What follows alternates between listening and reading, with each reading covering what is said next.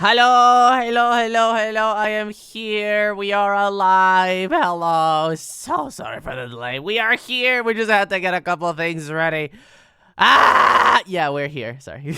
Let me put our beautiful lo-fi in the background just so we have some songs going on. Hi Jason, hi Blender, hi Neo, hi Gremlin, hi Star, hi Cod, hi Strawbenbee, hi Caramel, hello Muth, hello Auber, hello Mikami, hello Chris, hello Astro, Blue Light, Dylan, Maximo. They got a random stuff. Two Knights, Tough Tony, Goaten Dog, Big Chumsy. Hello. Welcome to the stream. Today, we are going to be doing something very interesting. We are going to be collaborating with my beautiful partner, Felix Nocturne, and we're going to be replying to some of your questions in regards of content creation. How do I improve? How do I start? What the fuck? How do I find my niche, BTubing, and similar stuff like that? We have officially closed the forum, just so you guys know. We will not be accepting more questions at this time. We're going to be focusing on the submissions that already exist in the forum. I hope you guys have been having a good day. I hope you've been feeling alright. I'm personally feeling good. I ate a nice lunch. Actually, where's my water? I just realized I forgot my water in the kitchen. 1 second.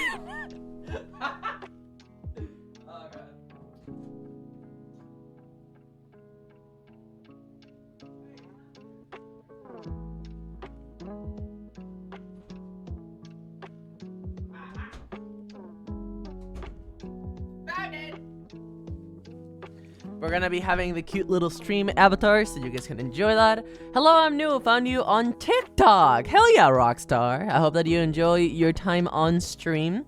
Let me move to the just chatting very quickly.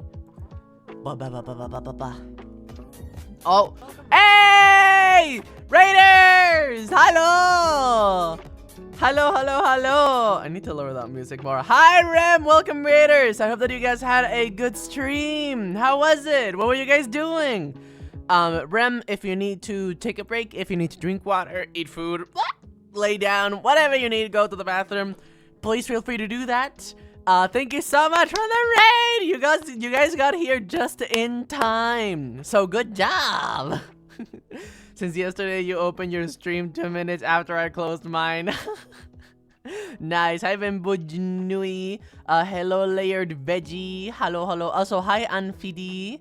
Hi Taskor. Hi Aiden. Hi Dwarf. I've been waiting for this.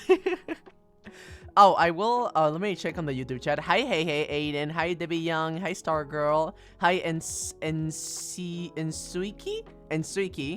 Hi, Dunkso. Hi, Anna. I hope you guys are doing okay on the YouTube chat. Oh, I forgot to turn off this thingy right here. So, oh, hi, Lynn. Hello. Also, hello, Lizzie. Hi. I hope you guys are having a good day. So, good news. Most questions made it in. There were a few that had to be deleted simply because they were asking about things that were not advertised. Like most people that got deleted were asking for art advice. Hi, Cat Ninja.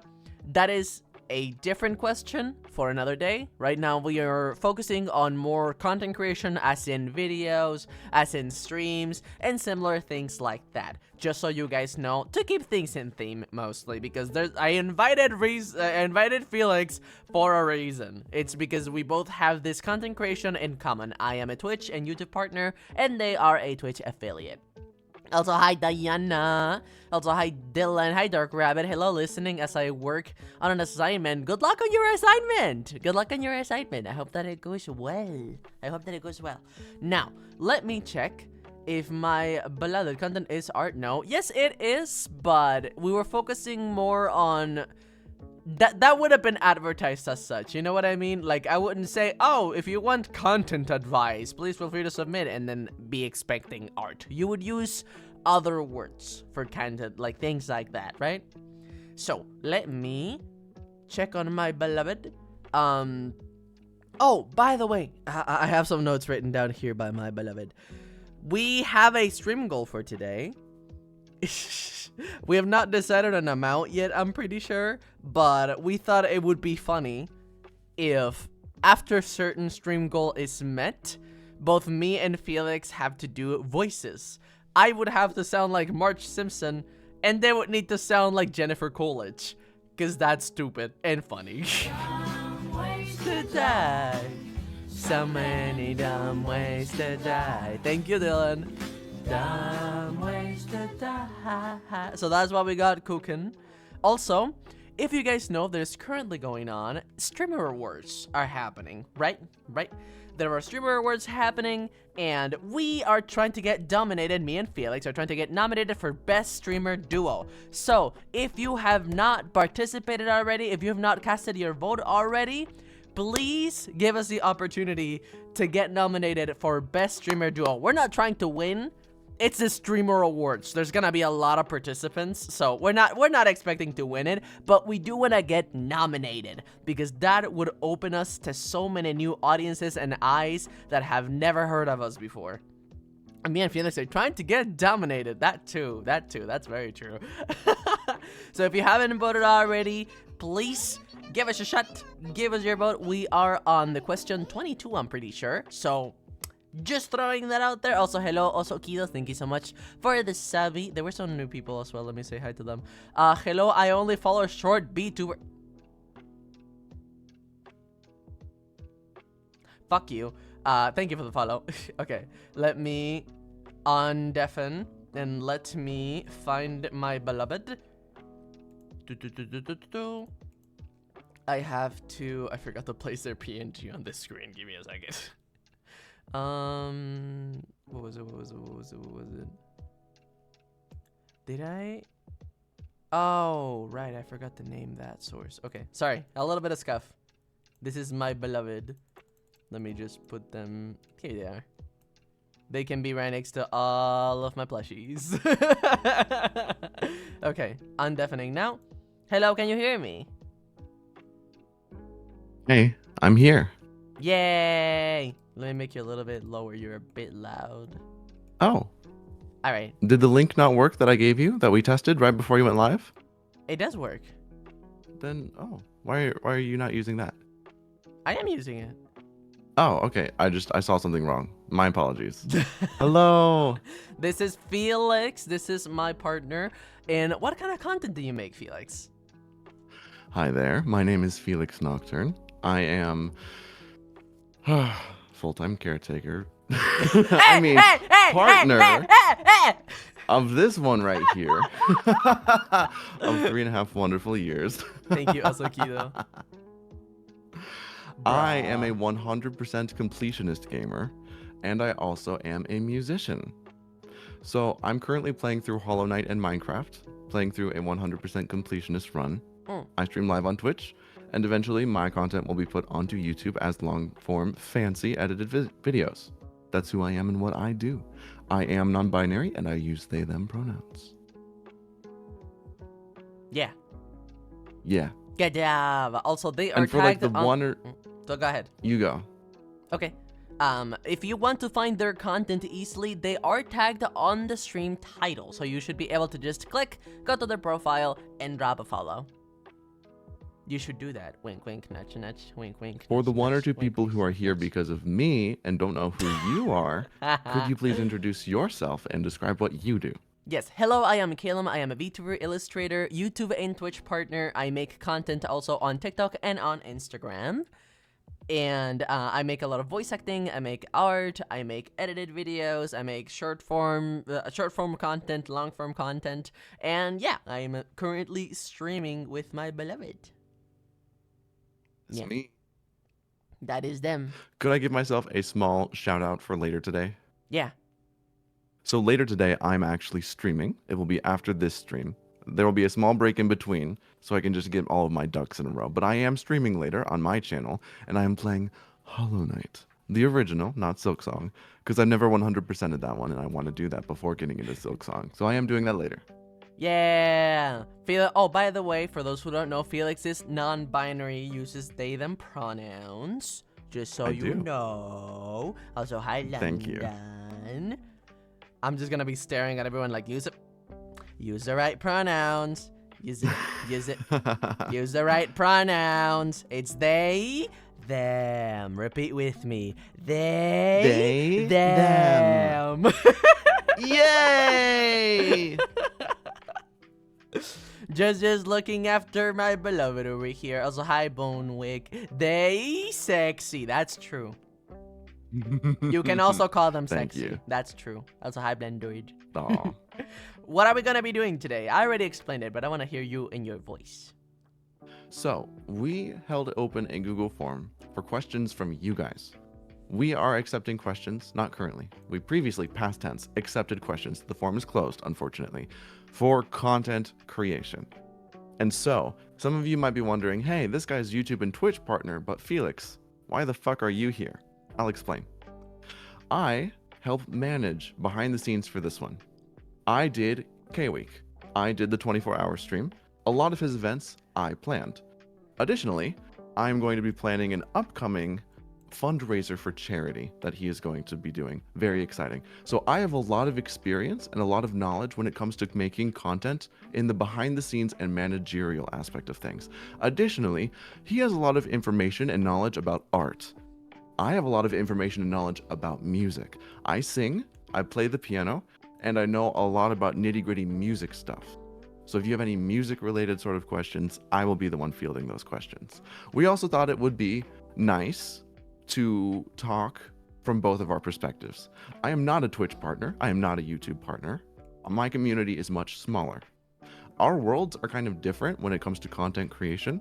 And when it comes to you guys, who are probably, if you're going to be asking questions, probably on the smaller side, you'll probably be around my size or smaller. There's maybe some things that he's forgotten from being that size that I might remember. So we each offer a unique perspective to this approach. What are you doing, my darling? What? You were not supposed to see that. I'm watching your stream. I got turned into it's a adorable. sheepy. I got But, like, turned into oh a my God. sheepy. Sure. Yay! How did that happen? That is a new redeem that I have. Yeah. That's cute.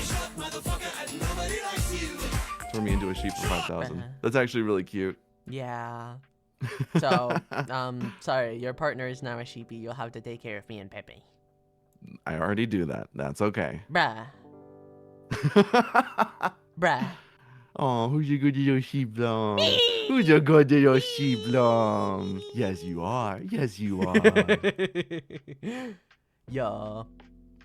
Yeah, So- yeah. Oh, also, I have not, I did say what the goal of this stream is, but I didn't decide an amount.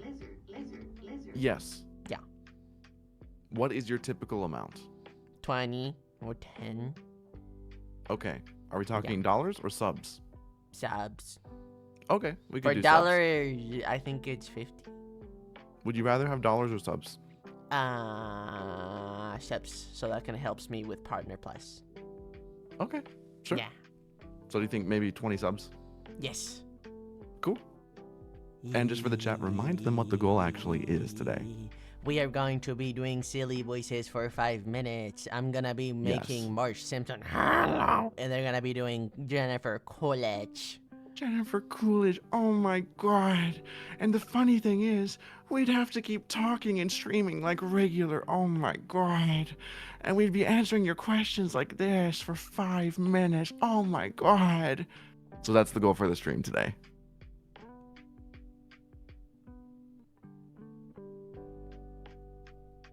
Where the fuck did you go? Oh my god. There's a bug on me! Ah! Get it off! Get it off! There's a bug! Ah, ah, ah, ah. Oh, just a little sheep. Yeah. Ah! Thank you for the non-gifted, Lynn. Thank you. I didn't even set up the thingy. Thank you. Eee. Okay, hold on. Let me get out of. Give me. Wee. Okay.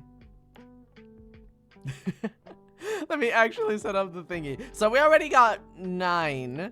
So let me also hello RT Matty. Hello, hello. Also hi Inzuki. Let me get Thank you so that much for the goal subs, going. Lynn. That's so nice of you. Thank you so much for the We gift appreciate you. sub. Thank you. Thank you. That's super generous of you. Also, you can't head pat the sheepy. It doesn't have that set up. Can someone give their Nicholas their sorry Cyan their points back? Also, hi Nicholas. Also, hi Sleepy Subby. Also, hi Andify. Okay. I'm gonna be setting up the redeem. Could you chat with the Oh, I'm back. Yippee. Awesome. Could you chat I with also the do game? I have something I do need to talk to you about real quick. Okay. So we are not accepting questions from chat currently, correct? No, we're not. Right. And that's because we already have how many questions? 17. We have 17 detailed questions to get through. Actually, We are very sorry, but we won't be able to accept questions from the chat. 16. I Sorry. already got noticed. deleted. I already noticed a few, and Oh. that's okay. If you have questions for me specifically, I noticed a few for me. I do a Q&A session on my community day streams You on do? Sunday. I also do very chill gaming streams, so feel free to just ask me in my chat whenever I happen to be live. Caleb does a lot of chill streams as well. You could just pop in and ask him whenever. We're not going to be really great about answering questions in chat this stream, unfortunately, because it is a question answering stream to begin with. Yes. We're very sorry. Thank you for your understanding, but we're going to focus on the 16 wonderful questions we got submitted through our Google form for today. Yes. Yes. Yes. All right. Okay, almost done. I have the goal set up. I can start moving to the actual forum screen. Would you like me to share my screen so we can see in what questions we are on? Considering how you will probably make me read them anyways, and you didn't give me access to the Google form, that would be appreciated, yes. Sorry. I'm so glad you put up with my ass. It's all right. I learned to expect it. It's okay. Okay. Moving to the gaming screen. So you had to remove a couple responses. Why did. was that? I already mentioned that. Basically, I had to remove a couple of responses because they were asking about content that it's not. We meant content creation as in streaming, as in videos, as in things like that. And some people were asking specifically for art leaning questions, and that I can answer, but that would need to be answered on a separate event and a separate stream pretty much, because I do want to focus our energy in the things that you and me have in common, since we're trying to get your perspective as a Twitch affiliate and my perspective. Oh, thank you for the use of Dylan. I wanted to mention it really quickly. Yes. If you guys answered or submitted a question and we deleted it, please feel free to ask us again. Not right now, but in another stream. Yeah. The reason why it was deleted was because it wasn't on topic, and we're just trying to stay focused. Not that we hate you or don't care about you. Nah, we're actually mean and evil. No. Come on, darling. Now, I think the goal was supposed to be 20. Yes. It says 10. No, wait. I'm setting it up on the screen. Okay, it's 20 on the screen. I'm getting it on Twitch as well. Okay. So wait, if we are at 8, would that be 12? Yes. This is why you do it before you go live, my dearly beloved. Remember when I was like, let's figure it out now, and you're like, no, I'll do it later. I'll do it later. I'll do it later. I was like, fine, we'll do it your way. It's 2 seconds of setup. There you go. It's on. It should be correct now. Okay. Yeah. All right. So, I'm gonna be sharing the screen. Bloop. Now they can see the questions.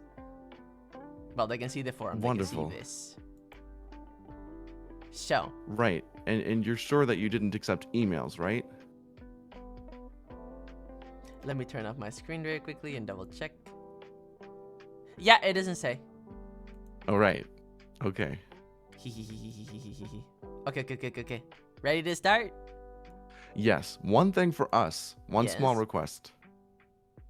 We both love to go on a tangent. We do. So I think that we should set it up this way. Let's answer it in one way. Like this first question here. Scroll down real quick. Sorry, hold on. Okay. Yes. What is a part of streaming that is important but no one seems to mention? I can think of 20 things. Yes, me too. I'm going to pick one, and then I'm going to say one thing. I think so we don't spend 2 hours on one question. But, I guess. How about we just answer it with one answer? Oh, fine. We can do that. All yes. right. We These can do segments that, yes. always run long. Trust me, Our I've got reviews not on, experience. I do yes. this every week with Fox Talks. They are I on. blather on like a motherfucker. Hi, Quill. Sometimes you gotta stop yourself. Hi, Blazy. All right, so can we read this first? Yes. All right. Would you like me to read it? Sure. All right. So, content advice from Kay and Felix. Welcome. This form is here for anyone who wants to ask us, Kay, partner, and Felix, affiliate, for advice about content creation. Whether you're just starting out or trying to take things to the next level, feel free to ask us about streaming, branding, workflow, balance, or anything that falls under making stuff online umbrella. We'll do our best, give honest, helpful answers based on what we've learned along the way. We are not trained or legal advisors. Because of this, the advice we give is for entertainment purposes only. I'm going to say that without the stutters because it's important. We are not trained legal advisors or career advisors. The advice we give is for entertainment purposes only. Yes. We may get it wrong, and if you follow it to a T and it like destroys your career, please don't come sue us. Yeah. Imagine though. Your stream was bad. Now I have no numbers. It's just protection. Yeah. No, I getcha. Continuing with that, before you send your question, please read the quick rules below. Keep it about content. This form is for advice, not personal questions about us. Ask about what you've been working on or struggling with instead. Be kind and respectful. We're taking time to help, so please keep the tone friendly and professional. One question at a time. There's a good chunk of people that submitted 2 questions. We will have to choose one of them, just so you know. Also, hi, Creative Decay. No links or promos. Please don't drop your socials or channels unless it's actually relevant to the question. Stream answering these questions will be happening on Saturday at 12 p.m. Saturday, 8th of October. Well, it's supposed to be October. Sorry, mistake. 12 p.m. EST, not EDT. No, that's correct. It is EDT. Yeah. It is? Hi, Chris. Hi, Karayao. And we are an hour and a half late, but it's chill. We're here. We're here. Question here. It's happening. May you read it. What is a part of streaming that is important but no one seems to mention? You go first. Taking care of your body. Streaming takes a lot out of you. It does. Especially if you're neurodivergent, like ADHD or autism, right? It takes a lot of mental energy. It takes a lot of physical energy. You can't do it if you don't eat well, if you don't hydrate, and if you don't have a good sleep schedule. Yeah, you will burn yourself out and run yourself into the ground. I've done it multiple times, accidentally. Yeah. Whether it's a light stream schedule or a heavy one, you must take care of your physical health. Additionally, you'll be sitting all day. Yeah. So everyone thinks about the computer and what they're doing on the computer, and then the strategies and the advices and then the formulas and all of that wonderful stuff. But take care of your body. Yeah. Because the best stream that you can do is when your mind is awake and alert and active. And then you can give that punch of energy.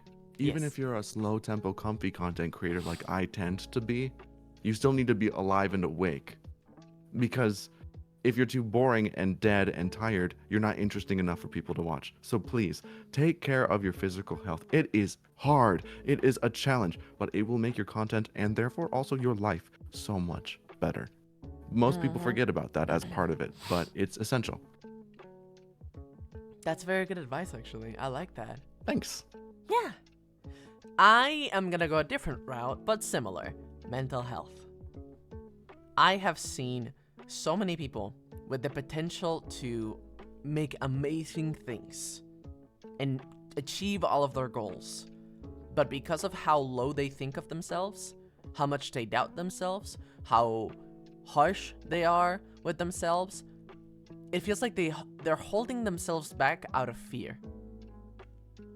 And either that or they're just too scared to try. They're too scared to acknowledge the fact that they don't know what they're doing and they need to learn. So I would say that. I say like content creation can be a highly like emotional job, if that makes sense. A lot of people tie their self-worth to how good or bad they're doing, like most people do to a certain extent. And if you are not doing good, you're gonna feel bad every single time you stream. And that's not good. That is not good at all.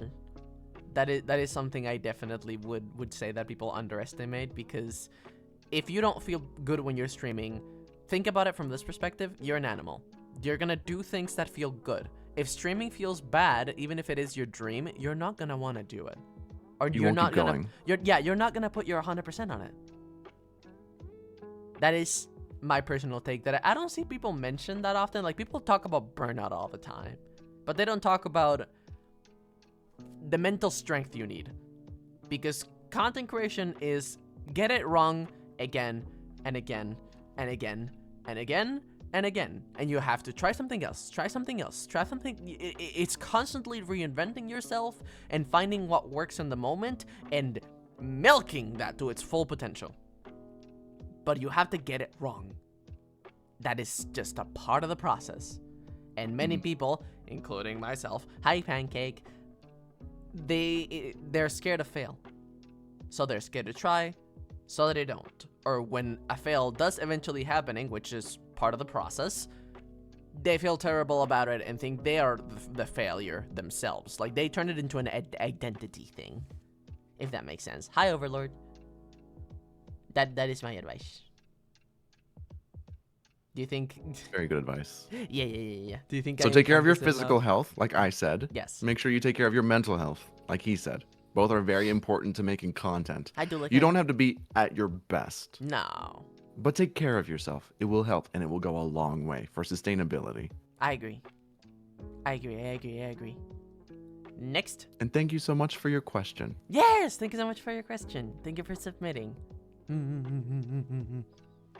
Ready? Yes. Number 2. You should go back to the first one. Yes. Delete it? And you should delete it. Okay. Yes. Delete. Otherwise, you will forget. Delete. And me. There you go. All Next right. one. Hi, it's Spectrum. Welcome. Next question. Would you like to read this one? I read the last one. I can read all of them, but do you want to take turns? What do you want to do? Yeah, we can take turns. Your turn. All right. Hi, I'm just starting out content creation, making a few videos and preparing to start streaming as Vocaloid Utaite themed VTuber for the next months. Oh, nice. But my views are literally pathetic, lol. Any advice on growing an audience? Anything you want to say? I'm still thinking of my response, and I went first last time. Do you have anything to say? I have many things to say. Pick your favorite. All right. Do not depend on Twitch for viewership, or Twitter and Twitch.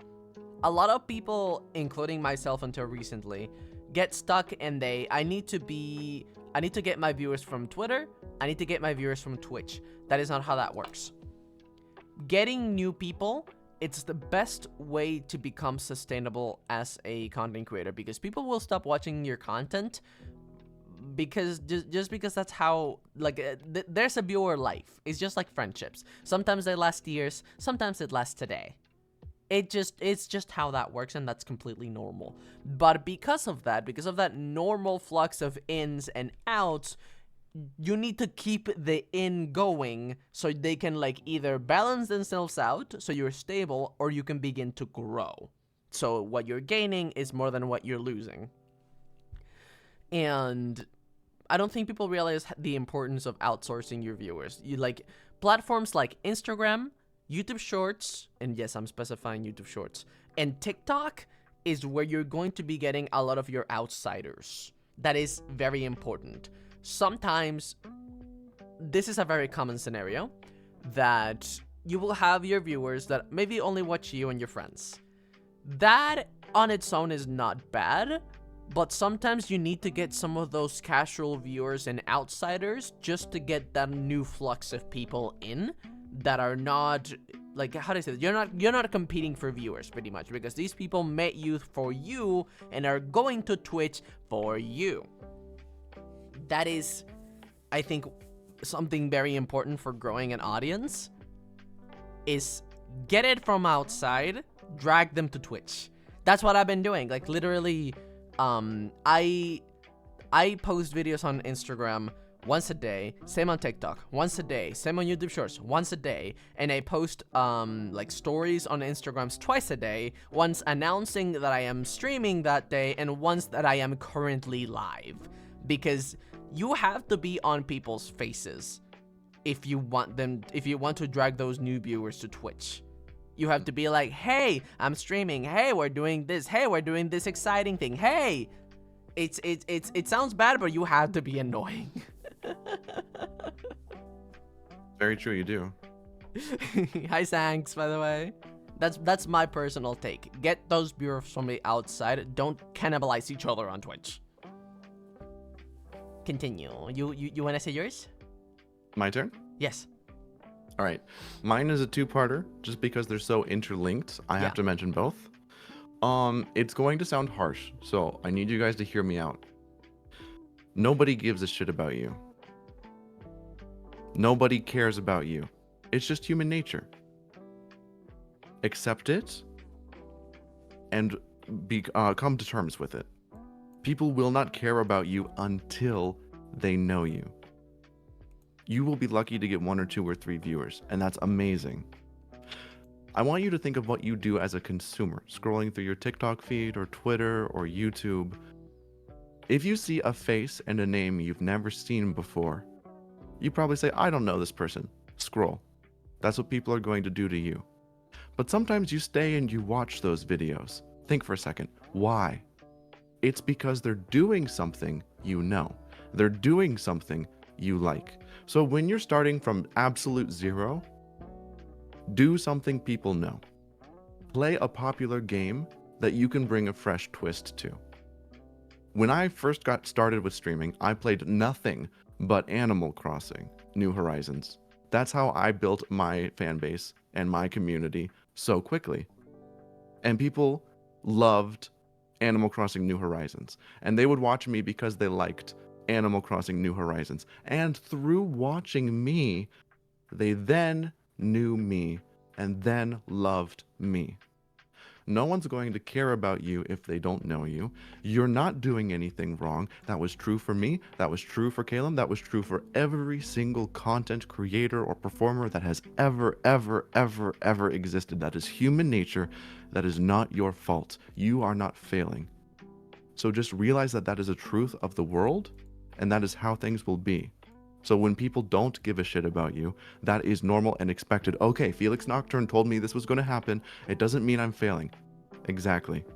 Be comfortable being small. Be comfortable being nobody. If you can't handle that, then this is not cut out for you. Because you have to be emotionally strong enough to handle that at first and then grow from it.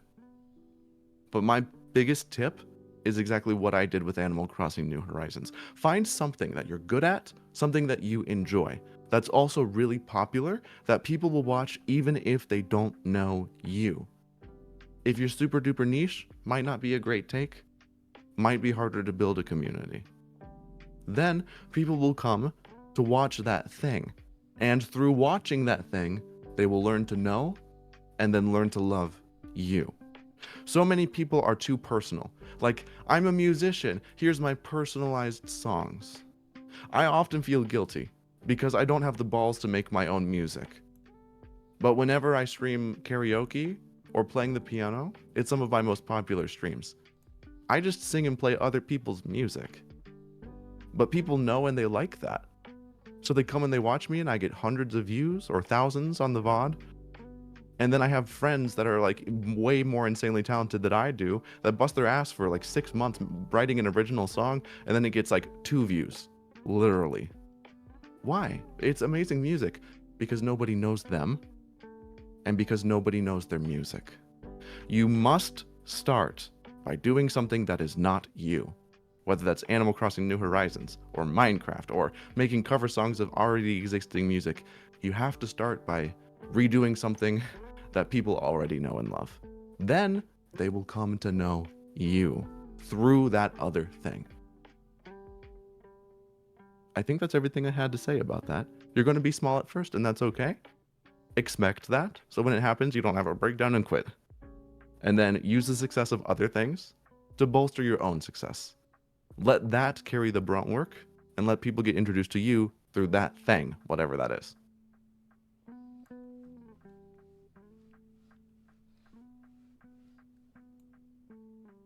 Yeah.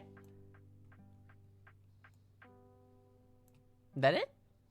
I didn't just spontaneously die. That's your Okay. cue. Where you at? sorry. But yeah, I You hope can tell that I'm can done help by the you. fact that I'm not speaking. Okay, sorry, I was a bit distracted. Hi, Chaos By Mix. yourself? Yeah. Having fun? Yeah. Okay. Thank you so much for your question. I hope that we were able to help you. I delete this one? You had nothing to say about my response? No? I agree 100% with what you said. All right. He was spacing out. That's all right. Hi, Tumblebee. Thank you so much for your question. Yeah. Hello. Okay. Delete. Next question. Your turn. Hi, I'm getting into producing music under the name of Glass Archive, and I was wondering how to properly find an advertising niche. I know how to record, where to upload content, but how do I get people to know about it without just straight shilling it? I have advice. I have something that I could say. Would you like me to go first this time? This is more music based, so you might have a better lead on this. All right. I can stretch. I'm going to be brutally honest with you.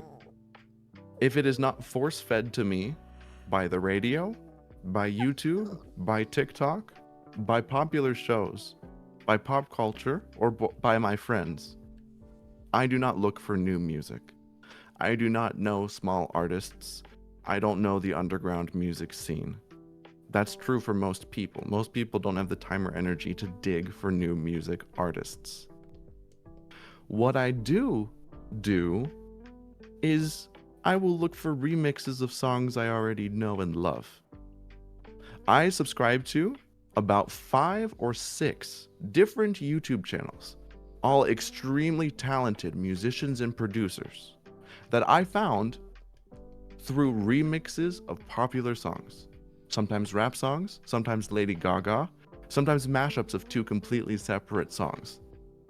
Let me go through my subscriber list really quickly. I can name a few, because I like these people. Where is it? Here we go. Glitch City makes music of Nintendo stuff, mostly Pokemon. Lo-Fi Girl, Game Chops. Ada Music makes a bunch of really good remixes and makes a bunch of good mashups. Who else? There's some more on here. I follow one called Cupcake Remixes. Oh, Frank nice. and Wayne. Frank and Wayne make some really, really good, what is it called? Lady Gaga mashups. Ah. They like make really, really good, to the point where if I ever had extra money and I wanted to make a professional level Lady Gaga cover, I would email them and I would commission them to do the covering and mixing for me with just my voice. They're that talented. Here's my point. If you go back and you watch the previous question, my advice is exactly the same. No one is going to know you and no one is going to care about you at first. And that's human nature. What you have to do is ride the success of something else that is already popular. Yeah. That will push you out faster. Make covers of songs that are already in that genre that are very popular. You can't just do a copy. All right, do a remix. Do a experimental retake. do a reinvention, do a mashup. And then a lot of these people will upload their own music. Typically, I don't listen to it. Typically, most people won't listen to your original music. But they still watch it because that person has built a fan base and an audience, and they have devoted, loyal fans that will watch everything that they upload. I would encourage you to look into outsourcing and by writing the success of other people. Don't copy. Always credit. Don't copy. Always make sure you follow the law. Do your research. Don't plagiarize. But remixes, covers, reinventions, mashups, mix-ups. Do something that's already popular. People will come. People will find you. That's my best advice for you. I think that's wise. I think that you're going in a very good direction there. And that's technically something that I'm currently doing that I don't know if people like are realizing. But like specifically when it comes to like the Evantil content, I didn't create Alien Stage. I am making people know of my voice acting thanks to voice acting a character that is already beloved. And that is helping out great for me. That is my most popular pieces of content. My most popular comic on Twitter ever has 50,000 likes. And that is not just me talking into a microphone. That is basically what I'm doing. It's still me. But I am making fan content of something else, which helps me reach out to a newer audience that has never heard of me before. And slowly, as I keep creating this content, they start recognizing my name. I mean, like, wait, hey! Yeah, the guy that does the Evantil voice acting. Oh, wait, he also streams? Wait, he's also an artist? And then a small fraction of that is gonna slowly become more interested in me as a person. Yeah. But it's good. It's very good to get your name out there. That's a really good point. I want to leapfrog just for a second. I want to leapfrog off of that. Get that. I get about 20 followers a day, if not 50 or 100 on my Twitter, just because I am involved in those Evantil voice acting clips. Now here's what that looks like. Alien Stage creates Alien Stage. And then this fan will create an animated animation. Yeah.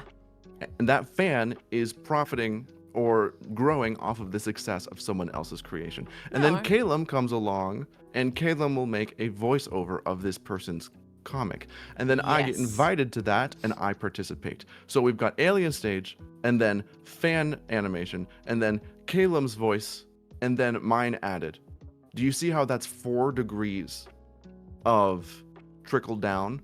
Yes. And now I get 20 to 50 followers a day. I don't even promote that thing. I am only tagged in it.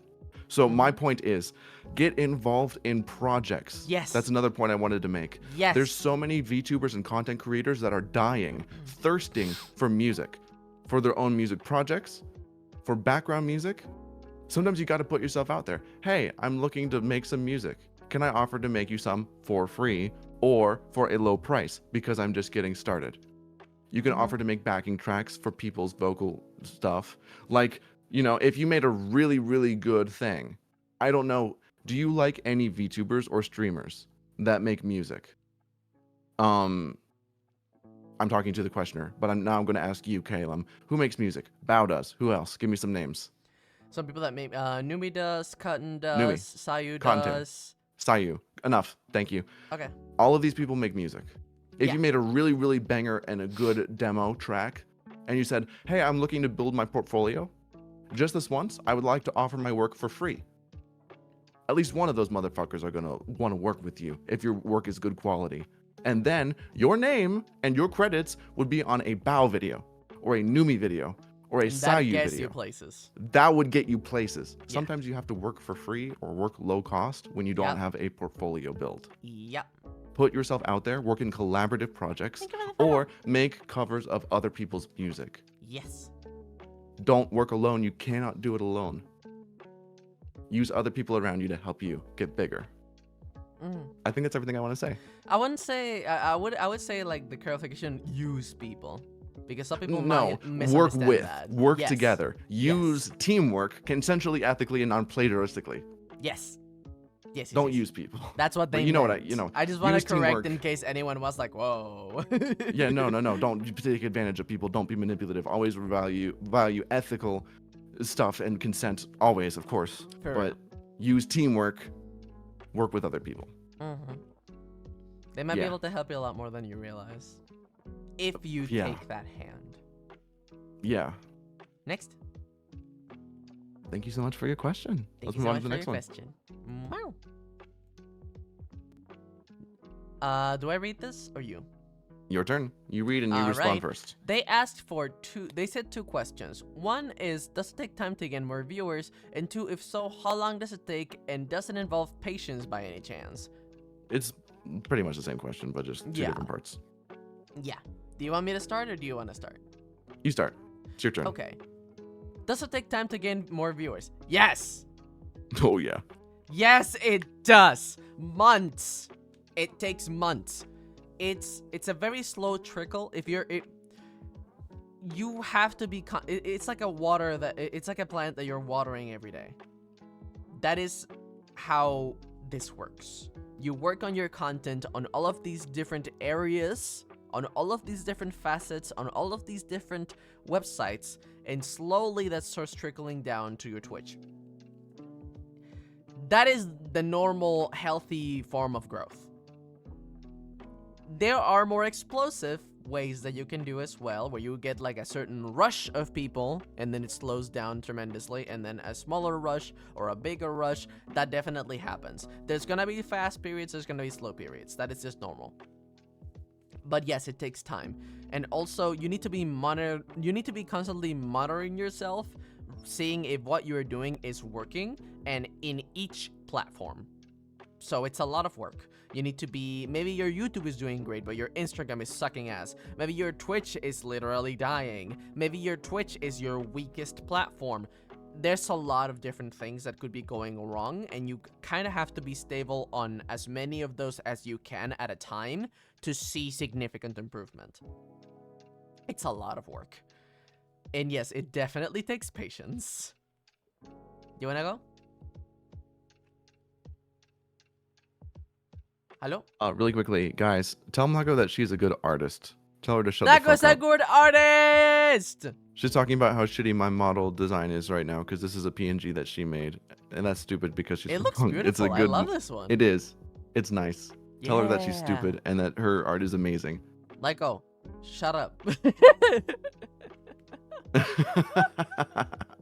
Thank you. Okay. I wanted to call that out, but also like defend her because it just says I hate Felix's model. I want to redraw it. If the artist was not her, that sounds like an entitled bitch thing to It say. does. Like imagine it if the art does. was made by somebody else. So I just want to like Yeah. defend her and say that is her art. She drew this. Mhm. Imagine if it was made by somebody else. Man, I hate that. I want to redraw it. Damn, girl. Damn. Mm-hmm. Continue. Anyways. The question was, does it take time to gain more viewers? If so, how Yes. long does it take? And does it involve patience by chance? You cannot be a content creator if you are not patient. You must be okay with the low numbers because you will start with 0 followers and 0 viewers. No one will know you and no one will give a shit. And you have to build it from scratch. Even when you're the most successful person on the planet, there will be periods of downtime. You will have Yep. streams that flop. You will go up and down and up and down. And so if every time that it goes down, it kills you, you can't handle this. It is normal. It will happen. Additionally, when you start, you are irrelevant, nobody knows you, nobody cares, and you have to force them to care. It's a very hard thing to do emotionally because your value and self-worth as a person, your psyche, your ego, which is just your opinion of yourself, right? I'm using that definition of ego. It is very tied to your content creation. Because It if you is. use a camera, your face is there, but your voice is going to be there regardless of if you're a VTuber or a face cam streamer. Yep. And even if you play a character, that's still something from you. That is your art and your creation. And if no one shows up and no one cares, that's going to be a personal hit. You will feel like garbage. You must be Yep. able to control that and accept that. There's going to be streams where I have like no viewers, and there's going to be streams where I have a bunch. There's been streams where I had an average of 120 Rockstar. viewers because it was a very important event stream. And then there's streams where I have 10 or 20. It happens. That's normal and that's natural. When you are building, you are going to start from scratch. It means literally from scratch. Imagine the entire earth was reset and then you have to rebuild everything with sticks and stones. It feels like that. And then you'll be comparing yourself to like Shoto or Markiplier or Please. what's the biggest names out there? PewDiePie. You know, what's the guy that had like 1,000 or 1,000,000 subscribers? Kai Cenat or him? You're gonna compare yourself to them and be like, I'm nowhere close to them. Just focus on you. If one person shows up to your stream that's not your mom or your friends, that's amazing. Focus on you. Focus on your own growth. You cannot do this if you're impatient. You must be fine with being small and irrelevant at first. That is normal and natural for everyone that goes through this. Expect that. So when it happens, you don't hate yourself and think that you're a failure. Look up growth strategies. Be analytical of yourself. Be critical in a healthy way. Hey, I did this wrong. Let's do it better. View your streams and your content creation as your project and not yourself. I'm going to say that again because it's so damn important. View your streams and your content creation as your art, as your content, and not as yourself. So if you have a terrible stream, congratulations. You are not terrible. You just had an off day. How do you make the next one better? Use your failure as growth. Do you know the best way to make a plant grow other than the normal sunlight and water? Shit! You make fertilizer. Let your failure be your fertilizer, because every time you get it wrong, that shows you how not to do it. Take your failure, look at it, investigate it, mash it together into some manure stew, and then put it on your plants. Let your failure be your teacher and make you better. If you just take that shit and smear it on your face, you're going to be miserable, get sick, and never farm again. Don't do that. Use your failure appropriately as a way to grow and succeed. You will learn through your own experience what to do and what not to. Don't let it destroy you, let it teach you. That's it. Good job. I like your advice. Yay. Thanks. Very true. Very true. Thank you so much for your submission. Thank you for your submission. Next question. This will be in my bot channel. All right. Good. You read this. All right. 1 second. Sorry, I thought that I had a second there. I feel like the first piece of content I put out on YouTube is really important, and I'm worried about how the quality could affect the reception of any future content. In your experience, is there any truth to this? And how did you turn your first YouTube video into something you thought was good enough to release? Oh my god. I am the perfect person to ask for this because I'm going through it right now. Here's what I will say. All respect and love to myself, and all respect and love to Calum. Don't ask us this. We'll answer, don't worry. We got great tips for you. But there's people out there who are bigger nerds than us, who study this like it's a religion. They do. And then they put those guides out for free on YouTube. Hell, even MatPat did it back when he was back on YouTube. Go to the experts and not gurus who offer to sell you things. The people who just do it for free, who analyze the trends in the market flow of YouTube and the algorithms and make content about it. Here's the MatPat strategy that I am currently doing. 3 videos. You take your sweet ass time and you make 3 videos and you upload those, but don't make them public. You don't actually post them. You get those ready. And then you make sure, whether it is you or a team of people, you have those consistently. You have a backlog already of videos that will get promoted. You know what you're making. You know it's good content. You know it's content you like to make. You've already reviewed the videos and they are good in quality content. Now you can start posting them. Here's what you do. You post 3 videos immediately. Why? Because any new viewer will watch one of your videos and say, wow, this is nice. Is there more? Oh, this person's a new channel and they only have one video. Man, that sucks. They'll disappear and never come back. But if they look at your channel and you've got 3, oh, this person already has content. And it's more than just 2. I can trust that they actually have content. Okay, I'll subscribe. And let's keep going. YouTube, something about the algorithm, also really likes it when you post a lot all on the same day. I don't know why, but for some reason they like it. So basically, don't worry about your viewers. Worry about yourself. The best thing to do to make YouTube succeed is to be consistent. Can you actually be consistent? Make those videos. Make 6. Have 3 ready, and then have 3 as backlog. Is that too much for you? Well, you wanted to be a YouTuber. That will be your life. If you can't do 6 videos, you can't be a YouTuber. Let's be so for real right now. And if that's not for you, that's okay. It's really hard. I'm currently going through that right now. I am starting to work on my own and with other people. If the other people are in call right now, I haven't been reaching out because of personal things in my life. Case in point, I am deciding and seeing if I can actually do it through the experimenting process, working with a team of editors as well as myself, making good quality content videos and having them ready to post, all organized before I even launch that channel. You have to do your homework, you have to get it ready, and you must do it that way. That way you know, on your own, I can do this. And then you prove to the algorithm, I can do this. And then you prove to everybody wanting to watch your content, I can do this. So what you do, I'll repeat it. You decide what you want to do, the videos you'll create, your niche, whatever it is. You decide how frequently you'll post those. At least once a week is probably best, maybe twice.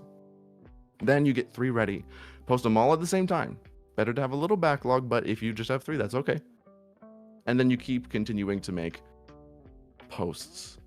Same time, same place. They love consistency over there on YouTube. They do. That should work for you. So let me review the question really quickly. I feel like the first piece of content I put on YouTube is really important. It is, very. I'm worried about how the quality could affect the reception of my future content. It should. You should be worried, but don't be worried afraid. Use that concern to make you careful, and use your carefulness to give you careful planning. Don't make it perfect, or you'll get paralyzed and not have it done for a year, but make it good enough. And then do it consistently. In your experience, is there any truth to this? It is extremely true. You are right. Trust your gut. But like I said at the very beginning of my answer, look up people who do this more in depth than K or I, because they can give you more educated answers than even mine. Yes, I agree. All right, I'm done. Your turn. I think that you are right. I think you're right. But I do think that I'm slightly more leaning on the side that you should at least post something. I do think that consistency is important, but I don't think that you should obsess over it being perfect. I do think you should have a certain level of quality, but you have all the time in the world to perfect this craft. You need to show the algorithm you're consistent. You can worry about quality later, in my opinion. Have a decent standard. But like, don't not post for 2 weeks because the video doesn't look good enough. No, don't do that, no. That's what I think. You need to get your ass posting, because once you start, it gets a lot easier. It's that first step that is terrifying. But you get used to it. And then you start understanding how the algorithm works, what you can do, and things like that. Yeah. Thank you for your submission. Yeah, thank you so much for your submission. Thanks for your question. I don't have anything else to say, really. Next it is... I don't think I had anything to say in response to that. Okay. But I will say, just a clarifying thing, your piece of advice was for after they already got started. I was talking about the beginning. Right. Right. ¿Dónde está Oscar? Oscar no está acá de momento. Close. Next. Alright. As VTubers yourselves, how do you think the quality of a VTuber model affects people's perception of you and your content? Do you think getting a budget model in the beginning could hold small VTubers back? What do you think? You got a very, very informed opinion on this. Me too. But it is technically your turn to go first. All right. In my opinion, I do think that your first model should have a certain level of quality, but I wouldn't say don't save up so this is the one big model of your life, because you can always get something else later. Definitely make it doesn't need to be complex. A model can be simple and good to look at. That's the main thing that you need to worry about. Appeal. Is the person you're working with have a good style, even though it is simple? You don't have to get 300 like toggles. You don't have to have 4 outfits. You do not have to do that. You focus on that simplicity so you can get something that is in your budget without, destroying your savings. But know that there is room for improvement later. There's so many different layers of content improvement that need to happen as you slowly get more and more into content. I would say focus on getting your platforms together, focus on getting your branding together, and after you have a better understanding of what kind of content creator you want to be, what kind of content you're going to be putting out, where you're going to be putting out, and how you're going to promote it, then worry more about the final look, the improvements, and etc. It's very true that I would say aspire for getting a good model after you're more established as a creator, but just starting is definitely very important. I do think that there are some people that never improve their model because they don't think they need to, and they think all they need to do is focus on the quality of their content, which is a good point. Quality can definitely push you, but visuals as VTubers are one of our most important qualities. People look at you first, hear you second, then they decide if they stay. That's what I think. What do you think? Here's my opinion on this subject. Uh-huh. It matters, Mm-hmm. but it also doesn't. Mm-hmm. There's nuance to it, and here's what I mean. I am a huge supporter of the idea, or promoter of the idea, I don't know the word. Try before you buy. I have seen it so many countless times where people will spend $3,000, $5,000, $6,000 on a beautiful model and a beautiful rigging, and then they try streaming and then get 5 viewers and then give up. Do not do that, please. Please do not do that. Actually stream first. See if you can actually do it. See if you like to do it, because if you decide you don't like it and it's not for you after you've spent $5,000 or $6,000, you will be hurting. Don't do that. More ways than one. Try before you buy. Try before you buy. Try Do it before with a you buy. PNG. Do it with a free to use model. Do it for something for a couple $100. Just do it. See if you can handle it. See if you like it. And then if you decide, hey, this means a lot to me. I love this. It's going well. It's exactly what I wanted. Let's keep going. Then you start digging in your pockets a little bit. It does matter insanely how you look. It does. People are just overgrown monkeys. Mm-hmm. I'm saying that about everybody. Mm-hmm. We're visual creatures. We see something pretty, ooga booga neuron activation. We You do. need something that looks good to keep the people there. It's unfortunately human nature. Don't spend too much money, No. but get something that looks good. And if you don't know what you're doing, there is no shame in commissioning somebody else to make the design for you. Many people offer that service. So, don't do it at first. Mm. Don't get the expensive. Don't get the super complicated. Start Mm. simple, affordable, just to try and see if you like streaming and you like VTubing. If you Mm. discover through experience you do like it and it is worth your time and money and investing in yourself, then get something good. And it doesn't have to be super complicated or super expensive. It can be decent. It can be mid quality, and you grow from there. Grow with your content. Mm. Because if you could get the most fancy model in the world and you could still have 2 viewers, it will not make or break your content. But it is very important and it will help you grow. Because when people see you on TikTok or Instagram Reels or YouTube Shorts, they're going to say if it's a nice voice and a pretty model. Yep. And those that's are my true. thoughts. That's true.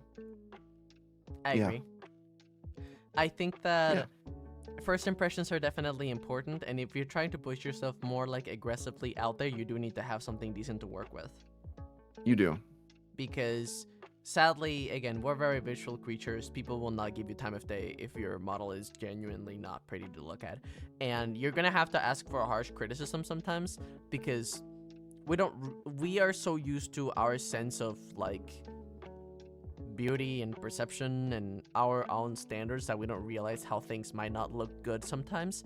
You're gonna have to ask strangers or friends or people that you trust that will give you the honest opinion. What is wrong with your design? Why do they not like it? What do they do like? And keep those things. Mhm. Also, if you are asking people for advice visually, try to get a decent amount of how to say that, a decent variety in perspectives. Like, try to get someone that's an artist, try to get someone that is not an artist, try to get someone that is a content creator, things like that. Because you're gonna still find patterns in those different perspectives, and when you find those patterns of what looks good, you're gonna have a stronger design in your hands. Mhm. That's what I think. I have nothing else to say, really. Do you have anything else to say? I don't. All right, thank you so much for your submission. Thank you for your question. I'll be deleting this. Cool. Now, I read or you read? Hi, Rain. I can read, and I'll answer first. I suppose it's my turn. What's the best way to start?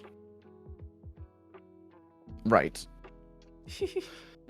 So, this is critical analysis. Yeah. It is not meant to be mean, Yeah. but it is meant to be helpful. Mm-hmm. It's like medicine that will help you, but might taste a little bit bad going down. Right. You got to define yourself, Basti. Mm-hmm. This question alone tells me that you probably don't have complete ideas. You probably don't know whether you want to be a musician or a streamer or a YouTuber. You just want to do, quote, something. Because you didn't take the time to write us more than 1, 2, 3, 4, 5, 6 words. Yeah. So, the first thing I would do is, I'll say my 3-step thing. All right. You make a list, step number 1, of everything that you want to do. Passion. Don't judge yourself. If you want to be an astronaut, put it on there. But flavored for, right. If you want to be like, hey, I want to be a multi-platinum selling music artist like Beyonce or Lady Gaga. Hell yeah. Write that down. I want to be a small streamer with 10 average viewers. Hell yeah. It could be as big or as small as you want. Write down everything you want. Because it's probably a very long list. Mine would be like 5 or 10 or 20 pages if I did that. And then you take that list and then you make a second list. And that second list is everything that you can do. Man, I'd love to be a multi-platinum recording artist like Beyonce or Lady Gaga, but that's not really realistic. I can't do that. I can't even sing. Right. I can, but I'm saying for, hypothetical person. Yeah. I don't have the resources. I don't have the money. I don't have the experience. Mm-hmm. Maybe we just start by being a streamer. Make the second list and be very realistic and honest with yourself. What can you actually do? Mm-hmm. And then the third list will be something that makes money, if that's the goal that you want. So once you get to that third list with content creation, you will have a list of number 1, things that you are passionate about and want to do. Number 2, things that are realistic and things that you actually can do. And 3, things that will actually offer you monetary success. I wish we could just make art without being rich and without making money, but unfortunately, you don't have the time to make art without it making money anymore. That's the way of the world. So, what will actually be successful? What are you passionate and caring about? And what can you actually do? Be really honest and realistic with yourself. If you chase an empty dream, you will waste everyone's time, but most importantly, your own. Yep. Respect yourself enough to be honest with yourself. Yes. If you just can't do something. So, I would say give that 3-step list a try, and then move forward and do research. With that smaller list, pick your favorite and give it a try. Maybe the easiest to do or your favorite, and then do research. YouTube is a great free resource, but Google exists, or DuckDuckGo, or whatever you use to browse the internet. Start saying, hey, people that do this, advice for this. Learn about yourself. You're worth the time it takes to learn something new. That's my advice for you. You must choose what it is you want to do and have the courage to start it. Yes. Figure that out first. That's a great starting place for you.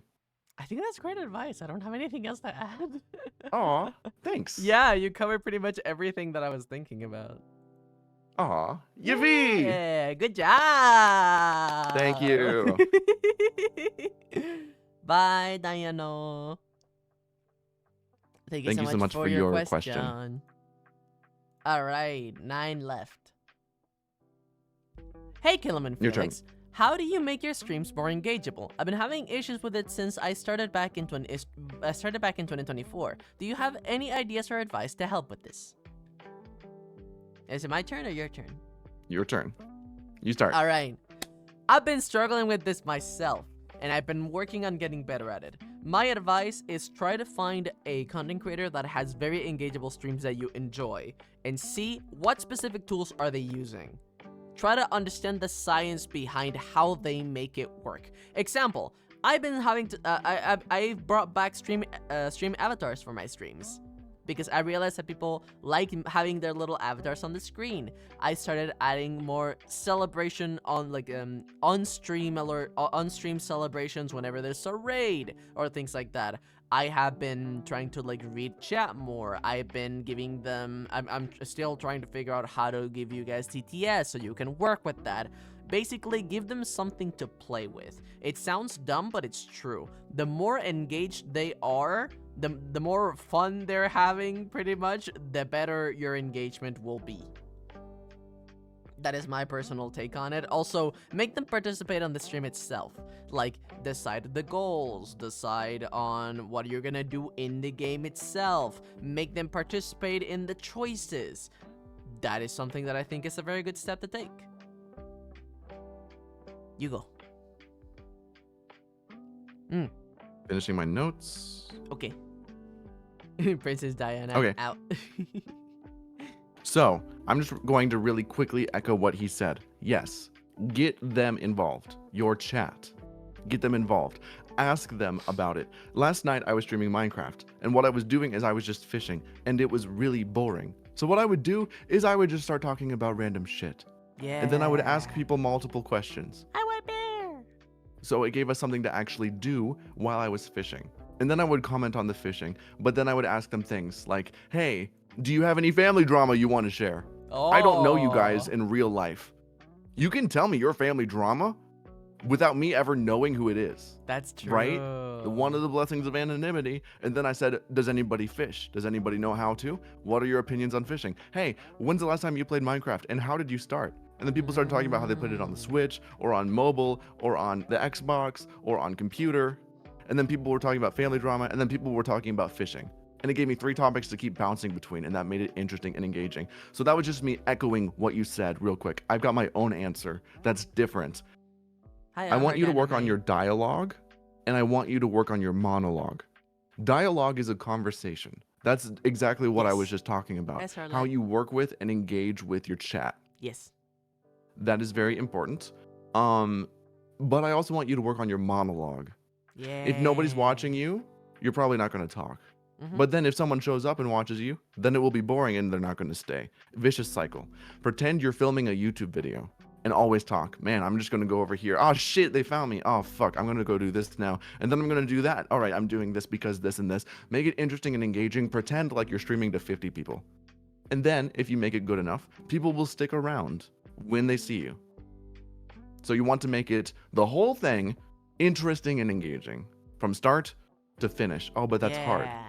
Brings me to my second point. Energy. I want you to work on your energy. Before I go live, before this stream, before my own streams, I warm up my voice at the piano. My singing voice, my voice acting voice, I get my energy high. I listen to music that I like that's pump up music. I do my exercises to make myself feel bigger. I'm big, you know, stupid shit in front of the mirror that people always tell you to do, right? And then I make sure my energy is high. I make sure I slept well, I ate food, a full meal before stream, I've got water, and I've got my little energy drink. Whatever it is, you need to be healthy, and to have that extra energy you can push out, do that. And last but not least, but very important, have fun. This is one of the tips that I actually give Caleb, because sometimes he pushes himself a little too hard and then he's very tired and you can tell, and then the stream flops. If you are not having fun, Your audience will not have fun. They will tell that you're bored. They will tell that you're tired. They will tell that you're sad. And they're not going to stick around because you are there to entertain them. Imagine you're a daycare attendant. Hi guys, hello children, welcome in. Hello everyone, happy Monday. Welcome to class. And that's stupid and silly, but y'all were engaged, weren't you? That was interesting, wasn't it? Uh-huh. You gotta be interesting, you gotta be engaging, you gotta be dynamic. Oh, but Felix, I don't know how. That's okay! You didn't come out of your mama knowing how to speak. You learned that. Yes. You didn't come out knowing how to walk. You learned that. You don't know how to do something? Learn it. Use the interwebs. Use YouTube. There's people who make free content about this. Learn improv. Learn speaking. Invest in developing yourself. Imagine being a professional baker, or a professional stage performer, or a professional singer, or a professional bus driver. Any fucking job on earth, what do you have? Training and resources, sometimes with college, 4 years or more, if it's really important, like a doctor. You got to put in the time, years of work, of learning these skills if you want to do it well. That is normal.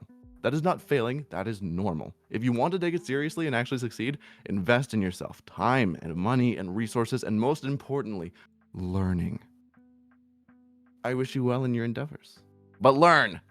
We all are learning. I learn. I look up how to do things all the time. I'm Me learning new too. things all the time. Warming Me up my voice too. before streams and making sure my energy is okay is something that I started doing within the last month. So, yeah, I have nothing more to say. I agree with you 100%. I think that being You in a gotta- constant... Oh. You finish. I am so sorry. Oh, thank you for the raid! Welcome! Hello, thank you for the raid! Hello. Welcome! I hope that you had a good stream. How was it? What are you guys doing? Continuing with the question. I think that you explained it very well, and I think that's something that people need to be more aware of, is knowing that there's a lot of areas where they have to learn, and there's a lot of research that they need to do.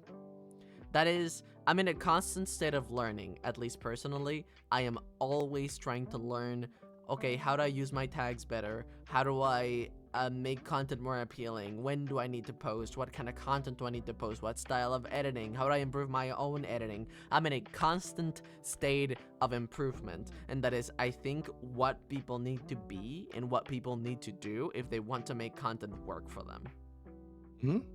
That's what I Absolutely. think. Yeah. Is there anything else you want to add? Yeah. Nope. All right. Thank you so much for your question. Thank you. Oi. All right. Beautiful. So, I think you read this All right. one. Hellos. Before some personal stuff happened that forced me to stop streaming for a while, I was nearly there with requirements to get affiliate, mainly the average of 4, and I'm not really familiar with how affiliate works. Can I have advice on that if that's okay with you two? Thank you for your time. From Orc at War. Twitch affiliate requirements. I'm Googling it right now because it's been over a year since I got mine. That's fair. That's fair. And I got mine because I had to remake my account because of personal IRL family drama. And I got my first affiliate like 4 or 5 years ago. So you have to reach 25 followers, stream for 4 hours, stream on 4 different days, and reach an average of 3 viewers. All right, mainly the average of 4. That's what they said. All right, so the 25 followers, 4 hours in 4 different days should be easy. If that's not easy for you, then you probably shouldn't be streaming, because if you can't stream for 4 hours on 4 different days in a month, then it doesn't sound like something that you can actually do consistently. And that's okay. You don't have to be a streamer. You know who one of my biggest content creation inspirations is? Markiplier, a YouTuber. And I wanted to be a YouTuber. And I'm currently planning on being one, but it was a lot harder and I could not get started that way. So I became a Twitch streamer because that was easier for me. So small side point here. If you are inspired by us because we're Twitch streamers, you might not be a Twitch streamer. Yeah. You might find your own way of making content that's different than us, and that's totally okay. Just keep that in mind. So they were wondering about how to get the average of 4 for affiliate. I'm just going to be completely honest with you. When I started streaming, I was popular on Twitter. I had about 12,000 followers. Yeah. And I got that with 1 PNG. I was really smart with the marketing. I was pushing it hard every single day, and I really wanted to build a big debut. And when I did debut, the translation was terribly small, but I would get 10 to 20 average viewers. This was back in 2021 or 2021. So I started already meeting the affiliate requirements. I had 100 followers before I even went live, ever. So I never struggled with that. So take my advice with a grain of salt. I never actually lived through that I don't have 3 viewers area. I think Kay went through something similarly, but I'll let him answer himself. So I guess my first piece of advice would be outsource your viewers. Twitch's algorithm for discoverability and growth is doo-doo. Yeah. It's dookie poo-poo shitty stinky pond water. Doo-doo dookie poo-poo doggy water. Yes. It is terrible. Yes. Get your viewers from YouTube. Get your viewers from Instagram Reels. Get them from TikTok. Get them from Twitter. Advertise yourself. Become a part of a community. I gained my first interest from VTuber Twitter. And then I branched out, and then I became an Animal Crossing New Horizons content creator, and people found me from that game. So outsource. Use a popular game to make yourself popular. Use other sources of social media platforming to push yourself. You cannot and will not push yourself on Twitch. Oh, but Felix, I don't know how to do it. That's okay. Somebody does. Whatever website you're trying to promote yourself on, do a Google search. Look at YouTube. Find those gurus, not the people that ask for money. Find the wise people who give you all of the information for free. Those people. Find the people that specialize in whatever website that is. And then take their advice on the algorithms and pushing yourself and marketing strategies. Learn marketing. Learn marketing. Learn marketing. Learn marketing. Because you have to sell yourself. You do. I'm not talking about prostitution. I'm talking about you are a product. Your content is a product, and you have to convince people to watch you. Be objectively critical of yourself. Look at what you do and think to yourself, if this was somebody else, would I even watch my own videos? Yeah. Because I bet you don't actually go around watching people your size. Most people don't. So think, how can I make myself more marketable? How can I sell and promote myself? Just to get people to watch me and get interested in me. So, don't rely on just Twitch. Outsource, get your community elsewhere, and then actively engage with them, even outside of Twitch, to keep them around, especially in like a Discord server. Have game nights. Get people around to help you. Have moderators. Have people on your team to help you, who are inspired by you and your growth. I think that's all I want to say. What do you want to say? I think you're right. I definitely think that being a part of a community can definitely push you more out there, because being by yourself is very difficult when you're a content creator, and it's very hard because when you become a part of a community, you become a part of a group of people. So some people can raid you, some people can give you advice, some people can talk to you, some people can give you suggestions of how you could or not improve things. I definitely do think that trying to start at it solo is definitely complicated, and I definitely think that the Twitch algorithm is horribly poo-poo doo-doo shit. And when it comes to getting to affiliate, try to grow on another platform. That's the same strategy that both me and Felix used. For me, I started streaming I think with 10 average viewers or 8, something like that. 30. 30? You started streaming, and I remember seeing 30, and I was jealous because I had 10 or 20, and I was streaming for a year before you started. You sure? I remember it being lower. Very sure. I remember that moment. I will check later, because I used to be bigger than you, both on Twitch and on Twitter, and then you quickly went whomp. I remember that. I was check insecure the for about a numbers month. later. Anyways, It really doesn't matter. Point being, I started lower than I am now. And Yes. the way that I was able to get those people in the first place, because I was posting art on Twitter, and I was making fan art, I was making designs, I was making things like that.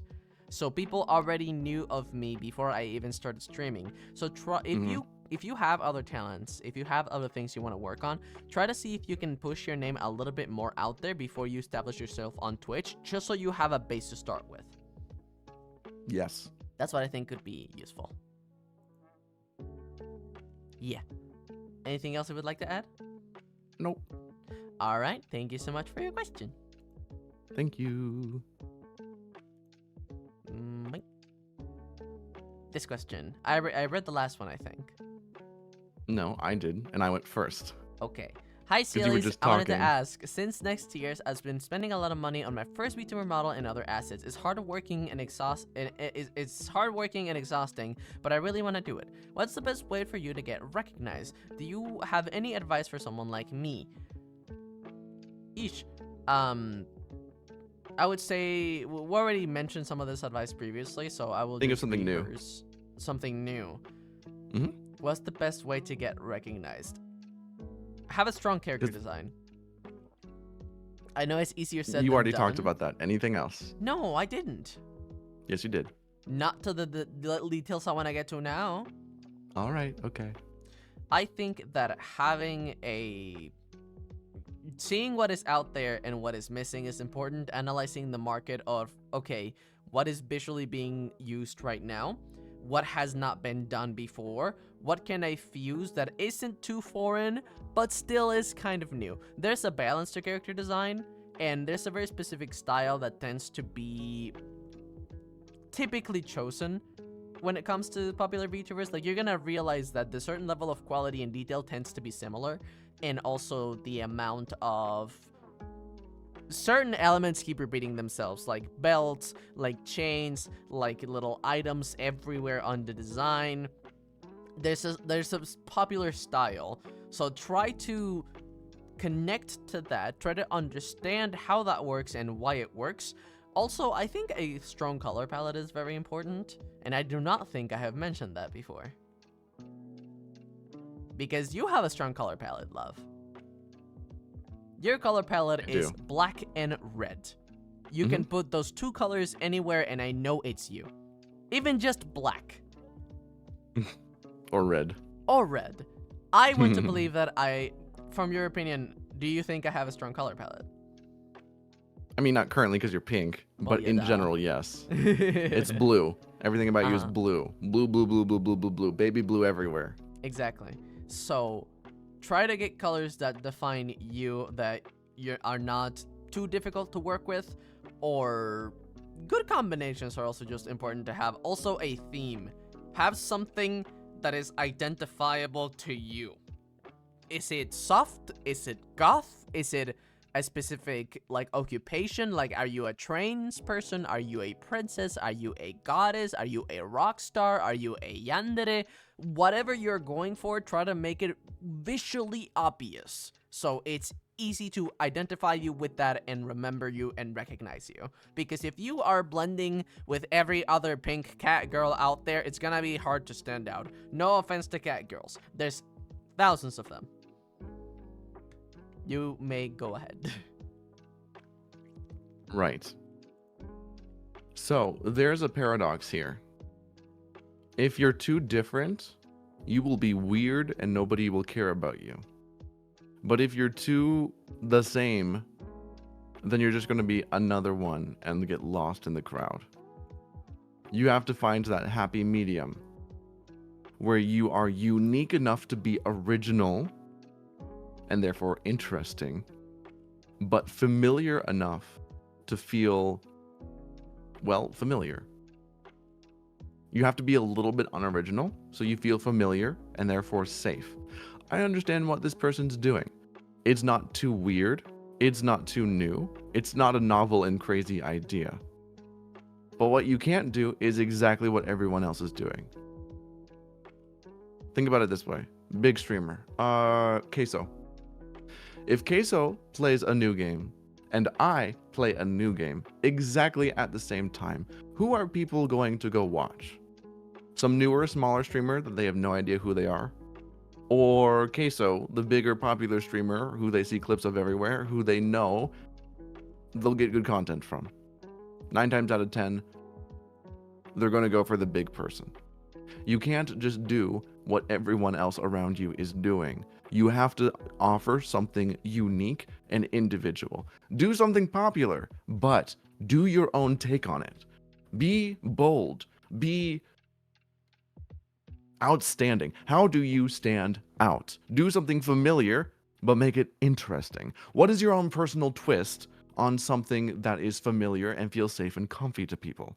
That is what will give you that star quality in a VTuber. Somebody who can do good things that feel familiar, that feel nostalgic, but not just feel like a duplicate, not just feel like a rerun or a rehash of something that people already know and I've already seen. This is boring. I'd rather watch somebody bigger or play the game myself, right?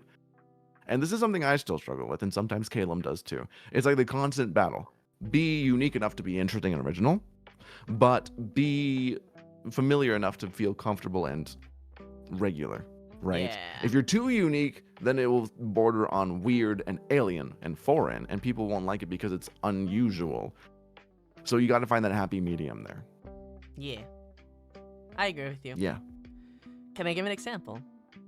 please. I am an artist, and something that I've been doing is that I've been streaming my commissions. Cool and productive and efficient, but everyone that does art on Twitch is kind of doing that. Like, a good chunk of Boring. people are already doing that. So, I haven't really been having fun with my own art stream, so I decided, hey, let's go back to my roots. Let's go back to the things that I did just because I wanted to be creative and silly and just kind of have fun with it. Like turning VTubers into ponies, or fusing them, or making children of them, or drawing VTubers pregnant, or, you know, dumb shit like that. It's still art, it's still true to me and the kind of content I want to make, but I'm giving it a more unique twist that might get people that have never heard of me, you know, might make them feel interested to watch just to see how it goes. Yeah. That's what I think. Mm-hmm. Anything else you'd like to add, or are you good?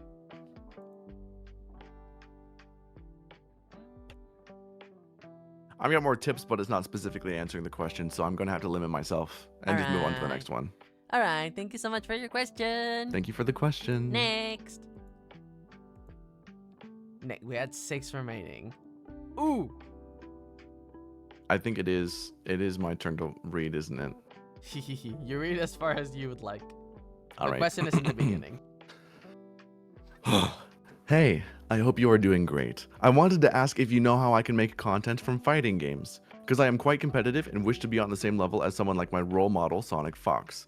I don't want to just do the typical thing of playing matches and messing around online. I play seriously and on a high level, but from what I have heard from a lot of people online, they are quite intimidated by high level stuff when it comes to fighting games.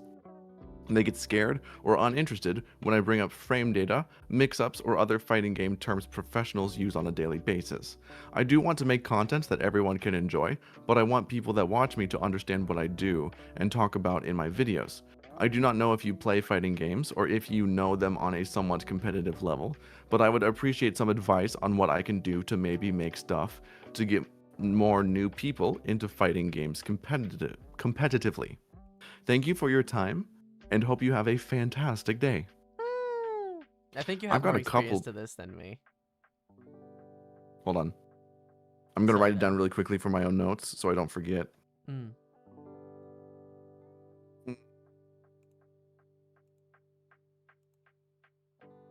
Okay, and then that, and then the second point where... Fuck, I lost it already. What was it? What was it? Oh,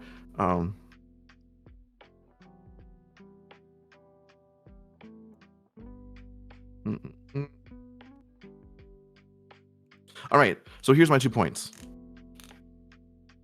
My first point, and I'm not telling you to not do this, but here's my points. Does this have to be content? Hear me out here. You said that you were inspired by your role model, Sonic Fox. From the content creator's perspective, I am not successful by my own definitions. I want to be bigger. I feel like I am still getting started. I haven't even launched my YouTube yet. But I see people that are inspired by me try to make content and fail. And whenever I see that, it breaks my heart a little bit. I want to echo something that I said previously. My role model was Markiplier. And then I became a Twitch streamer because that is what worked for me. Before Markiplier, My role model was Lady Gaga, because she's a classically trained pianist, like me, and a very successful singer and songwriter. One of my goals for content is to build a community and a fan base, so then, with money, resources, and a platform, I can actually start making music of my own. Sometimes in order to get what you want, you have to go about it backwards. I also found, through making content, that being a YouTuber, to get started back in 2018, it could not work for me. So I pivoted and went to live stream content on Twitch, and I started in 2021, 2022. It is amazing to have role models that inspire you, but I promise you, you will not and will never be the same as them, and you should not be. You should be you, and that will not look exactly the same. And here's my question for you. What does that look like? Because if you're exactly the same, then they're going to get into trouble with you because you're going to be a ripoff. So how is your content different? How is your content unique? You might try to be the same as them, like I tried YouTubing to be like Markiplier, and it was an epic fail, flop. Nobody cared. I had like 1 view and it was me. It was painful. Making content completely on my own with no advice, no guidance, no community, no support. Those videos will never see the light of day. God. And then I pivoted and I became a Twitch streamer, and things just kind of fell into place. You're probably not going to be exactly like your role models. Respect yourself enough to be you, and that's probably going to be a little bit different. And if that is exactly the same, and it's making videos on YouTube about this content or doing Twitch streams, hell yeah, that's amazing. But I found out what I wanted to do through trial and error, and by trying and failing multiple times. Do not have all of your eggs in one basket. If you try this and it doesn't work out for you, don't give up. Try something new. Because I see so many people that are like, wow, this person makes me feel good. They are someone I admire. Therefore, I have to be exactly like them. No, you don't. That's disrespecting yourself. Come on now. You have something else unique and original to offer the world. Be bold enough and brave enough to be you. So, if you try to be exactly like them, you're not going to be, first of all. Second of all, you shouldn't be. Just be you. All right, second point of advice. Explain it to them. You say that your audience or people that don't understand this game, they're not going to understand all these technical terms. That sounds like a great idea for a video. Tell them how it works. Whether it's you're making your own explanatory videos on how the game works and the technical side of it, or you take 30 seconds. Hey, I just mentioned some terms that you guys might not know. Now, this is how it works in the game, and here's why it's important. Here's a couple clips from a top competitive fighting scene where this was important and talked about. So you're gonna need this term for the rest of the video. Explain it to them, whether it's a micro explanation in the middle of the video, or it's an entirely dedicated video. If they don't understand it, explain it to them. People love that shit. What if there's someone that's like you from like 5 or 10 years ago who doesn't know it and wants to learn and get into the community? They'll watch your videos. Teach them. But think about school. Boring. So if you do anything teaching, it must be fun and bubbly and flashy editing and really high energy, so it's interesting and engaging. If they don't understand, then teach them. Micro explanations in the middle of a video or its own dedicated video. Make it fun and engaging. Make it interesting. And if you try it and it doesn't work out for you, don't be the same as your role models. Be your own content creator, whatever that looks like. I hope that genuinely helps you. That's the best piece of advice I can give you, because I don't know shit about fighting games. I don't play them. I never have. So, you got anything, Caleb? Yes, I do. Your turn. I think your advice was a very good idea. I definitely think that going for the educational route, and here's how you do this. Here's how you get better at fighting games. Here's an ultimate strategy that people don't talk to you about. Things like that. Make it exciting. I think that YouTube Shorts is definitely going to be possibly one of your strengths. Analyze the fuck out of editing. Find videos that you would watch to learn things and see what strategies do they use, what tags do they use, what days do they post, when do they post, do they have subtitles, how fast are they, how big are they on the screen, what's their color, what's the font, things like that. Analyze the crap out of it, because you can make this work, but you need to make it less intimidating to the average viewer. Or you need to start outsourcing to that community that is not intimidated by those terms and see, how do my idols target this audience that isn't scared of this, and how can I appeal to them while giving them something that feels both familiar and new, pretty much. I definitely agree with Felix that you will never be your favorite creators. The idea is that you added your own flavor to things, but you can definitely aim to a similar audience. That is something that you can definitely do, and that audience will appreciate you because you are on the same bubble of content as other creators that they also like, while giving your own like unique twist. You're giving them a reason to watch you. Yeah, that's what I think. One last point of echoing. Mm. Someone could take my hyper interest, a hyperfixation that is a special interest of mine that I have loved for the entire time I've known about it, like Pokemon. And they could explain it so boringly that I'd be like, oh my god, please just shut up and stop. Even if it's new information, I'm like, I don't care. And then I could see a YouTube video about something I already know. Did you know that Lucario has a mega evolution? Let me explain. Here's the history of what it looks like. And if it's flashy and interesting enough, then I would watch it. Because you are not educating them, you are entertaining them. You can make anything entertaining. You just got to focus on making it entertaining. That is your job. Your flavor of entertaining is the fighting games, but you are entertaining. Think of it that way. Yeah. Yes, I agree with you. Yeah. All right, next door. Thank you so much for your question. Thank you so much for your question. I hope we were able to help you. Hopefully. 5. Do you make money off of your content creation? You both do. I start with this one? I assume that we should answer more than just yes. So yes, you go ahead and start. I'm going to go run and pee as quick as possible, and then I'll come back. Yes! I do make money off of the content that I make, but I don't think it's as much as you guys think. I pretty much, with all of my platforms combined, which are a few of them, mind you, I am able to pay the bills. That is, and sometimes have a little bit of pleasure money, but that is pretty much it.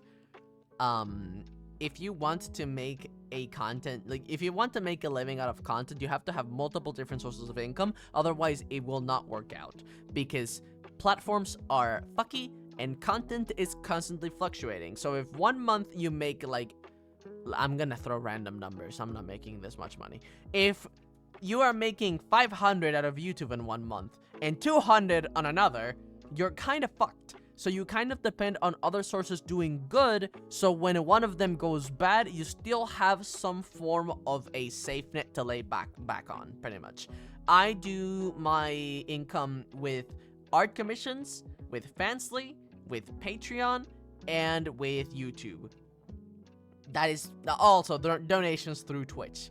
That is how I make my income, mostly. There are some times here and there, some little add-ons like merch or products that I get to sell in other platforms like Etsy, but it's like minimal money. Very, very tiny amounts. It's making like rent on Twitch alone, unless you have ads incredibly high and you're a pretty decently successful partner, like I'm saying 100 plus CCV, it's very, very hard to make it work. Also, a lot of that money that you do make ends up going back to your content because, oh, what about a new model? What about a new outfit? What about paying my editors? How about paying my artist or paying my thumbnails or things like that? So a lot of the money that you do make, even if you do have some extra, ends up just going back into content anyways. That is kind of how it's working for me, at least. And every month is pretty much, okay, how can I make this source stronger? How can I make this a little bit stronger? Because you have to be, because of how content works, you have to be feeding into everything daily. I cannot just focus on my Twitch because my YouTube will suffer. I cannot just focus on my commissions because my Fansly will suffer. I cannot just focus on my main channel because my ASMR will suffer. It's a constantly switching, okay, what do I work on today? What do I work on today? What do I work on today? And playing daily maintenance with everything. It can be overwhelming and it can be a lot of work, but if you want to make money with content, that is what you need to do. That is how it works for me. It might work differently for other creators, but from what I've heard, not really. From what I have heard, people depend on multiple different sources of income if they want to make this work. Something that I don't really get to do that often, that a lot of people do, is that they have a lot of sponsors. I have sponsors. I am currently partnered with AdvancedG. Actually, I don't know if that's the exact word. I don't know if they qualify as a specific sponsor, but I am partnered with them, and I do get some from the revenue when you guys use my code KCode for 10% off on the AdvancedG store. I do get a cut of that. If you buy merch, I get a decent cut of that.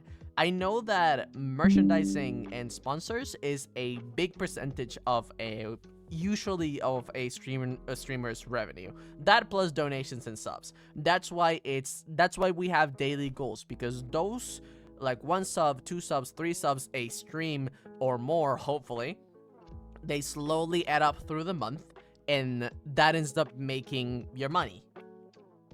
Pretty much. Wow. Hi, welcome back. I'm pretty much done with my response. Give me a summary. What did you talk about? I talked about how, in my experience, I use multiple different sources of income that need to be fed pretty much daily, and trying to make money off of just Twitch or just YouTube alone can be complicated and difficult. It is.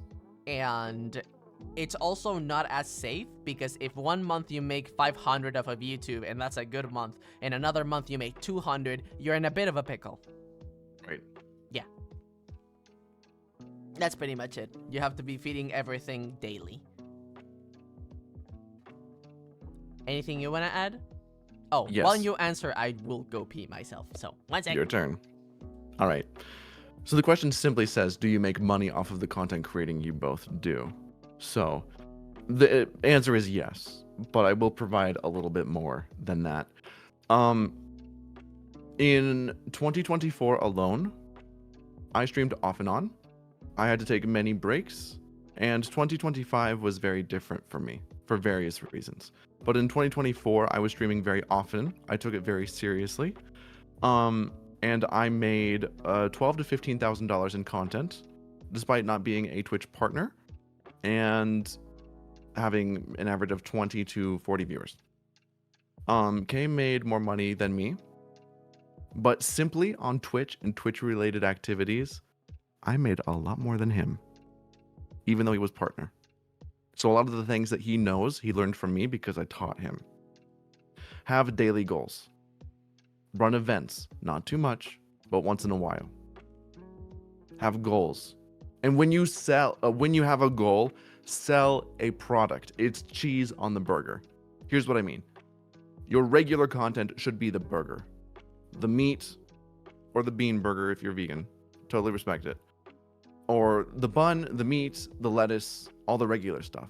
But hey, I got some new fancy cheese. If you want the new fancy cheese, that's an extra $1.50. Now you can still have the burger, and it's a really good burger. And you can enjoy that bitch for the regular price.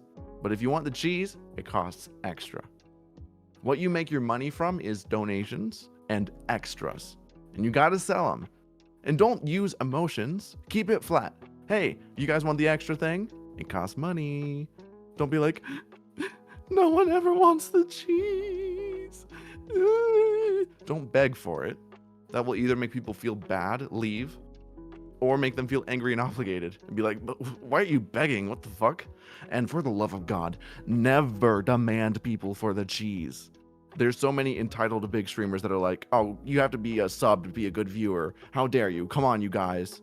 Do not ever do that. Please do not guilt or blame your audience. Please, please, please, please. People hate that. They won't respect you. Just make it an optional thing. Run the best show you can. Make that bitch burger the best bitchin' burger you can. But if they want the cheese, that is optional. Make whatever it is that you're selling optional. Whether that's a funny voice, an extra thing, a new game, make it optional. Run it like a business, not like a personal validation center. I'm back. Guys don't donate to me, then I just might have to quit streaming, and I'm a bad person. No, bitch, my burger's the best burger in town. But if you want the cheese, it costs extra. Have confidence in yourself. Make that burger real good. So your base content, whatever it is, put your heart and soul into that. So people can still enjoy you for free. And then make that cheese optional. That's a really good business practice if you're a content creator who does live streaming. Give them a really good base content, but make the extra optional. Yeah. I feel like that's all that I was going to say. You know, the bigger you get, the more people that watch you. I have another small point. The bigger you get, and more people that watch you, the easier it will be to make money, because there's more people that have money. Yeah. And then there's going to be people that will give you more money just by being there because of ad revenue. Yep.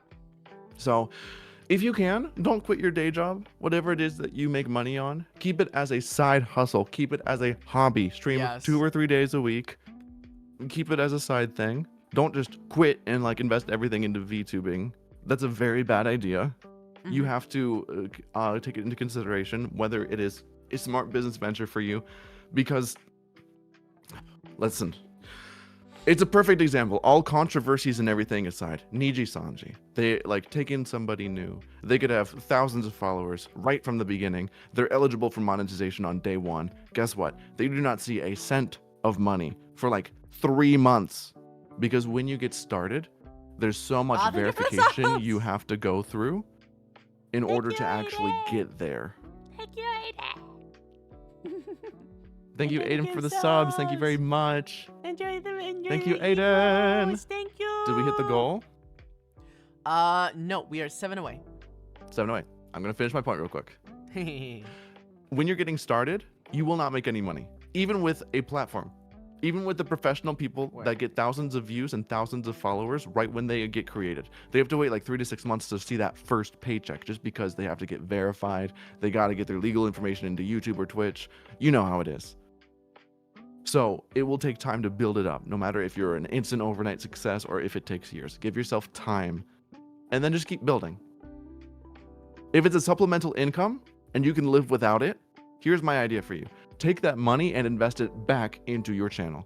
Use it to commission more art. Use it to commission people to do things for you, like an animation or music, or like buy new games to stream. And then that will help you make more money, and then that will help you get bigger. I think it's everything I wanted to say. I agree, actually. That's pretty good advice. Thank you. Definitely put back into your content, because if you don't, it'll be very easy to tell. Thank you for your question. Thank you for your question. Now, before the next one, I want to say really quickly, thank you so much, Aiden, for the gift subs. Thank it's very you. kind and generous of you. We are now 7 away out of 20. 13 out of 20 for the day's stream goal, in which we will talk for 5 minutes as silly voices. I can do Jennifer Coolidge and he can do Marge Simpson. So if you want to hear us talk for 5 minutes at a time as Marge Simpson and Jennifer Coolidge, oh my god, you darlings, you have to meet the stream goal. These gays are trying to kill me. Oh my god. That's the stream goal, and we are almost there. We're over halfway. Yeah. So yeah. Let's move on to the next one. I believe it's my turn to go first. Yes. Awesome. Sure, I'll take some advice from y'all. Anyway, so my partner talked to me the other night about how we don't text that much during a specific time of day. Trust me, it's good. During that time frame, I'm usually doing my hobby. We both agreed to text each other more often during that time frame, but I want to continue enjoying my hobby. How do you think I should balance the two out? So how do you balance working on your content while also having a partner? Oh, you twisted it and made it about content. It is about content. They said hobby, not content. Oh, I assume their hobby was the content, since this is content advice. We can take the question, because this is a real thing that comes up with content. But I'm pretty sure this is one you let slip through the cracks. That's not actually about content. I thought they meant content. If it is not, I apologize. Right. Words have specific meanings, my darling. All right. All right. So, we're going to answer through the lens of content creation. Mm-hmm. And if it is really just about your hobby, then you can just hear hobby, Mm-hmm. but we're going to say content creation. Balancing a partner with content creation is really hard because content creation is like your husband or wife, married to the job, if you will. I want to echo the last question. You usually do not make money with this until you've done it for several years. So you will have your regular job or whatever it is you do for money. And then this will be a side thing that you must give a lot of time to. Yeah. So another person in your life that takes a lot of time, as they should, that's, a partner, that's what they're supposed to do, that gets hard to balance. So you have to remind yourself. You have to remind yourself that they exist. On my checklist for the day, I have specific times of the day where I will check in with Calum. I will set alarms to remind myself. And then I try to make time with him when I can. Sometimes we will do chores in the kitchen together. Sometimes we will make a point to go outside during a specific time of the day. I would say in your hyper-specific case, you already agreed to talk to your partner when you're trying to do your content creation. That does kind of smell like self-abandonment. Yeah. I would ask you, is it possible to do your content creation in another time of day? Is it possible to talk to your partner during a different time of day? And a hard lesson to learn, you don't have to spend time with your partner every single day. We are very blessed in this age of technology that we can talk to each other every single day. I assume you guys are long distance because you just said talk and text. But back before that, your parents, their parents, they probably saw each other once a week or maybe 2 or 3. Now you can talk to each other on the phone. Please do talk to each other, message each other. But remember that you have your own lives. And a supportive partner would say, yeah, I completely understand. This means a lot to you. I support your dreams and endeavors. But when you schedule time to spend with them, defend it. Do not forget them. Make sure you are there. Be dependable. I would like to gently remind you don't have to spend time with your partner every single day. It's okay to spend time with your partner and spend time with your content creation separately. That is totally okay. I would say it sounds like you need to have another conversation and then reprioritize when partner time is and when content creation time is. Yes. What do you have to say, love?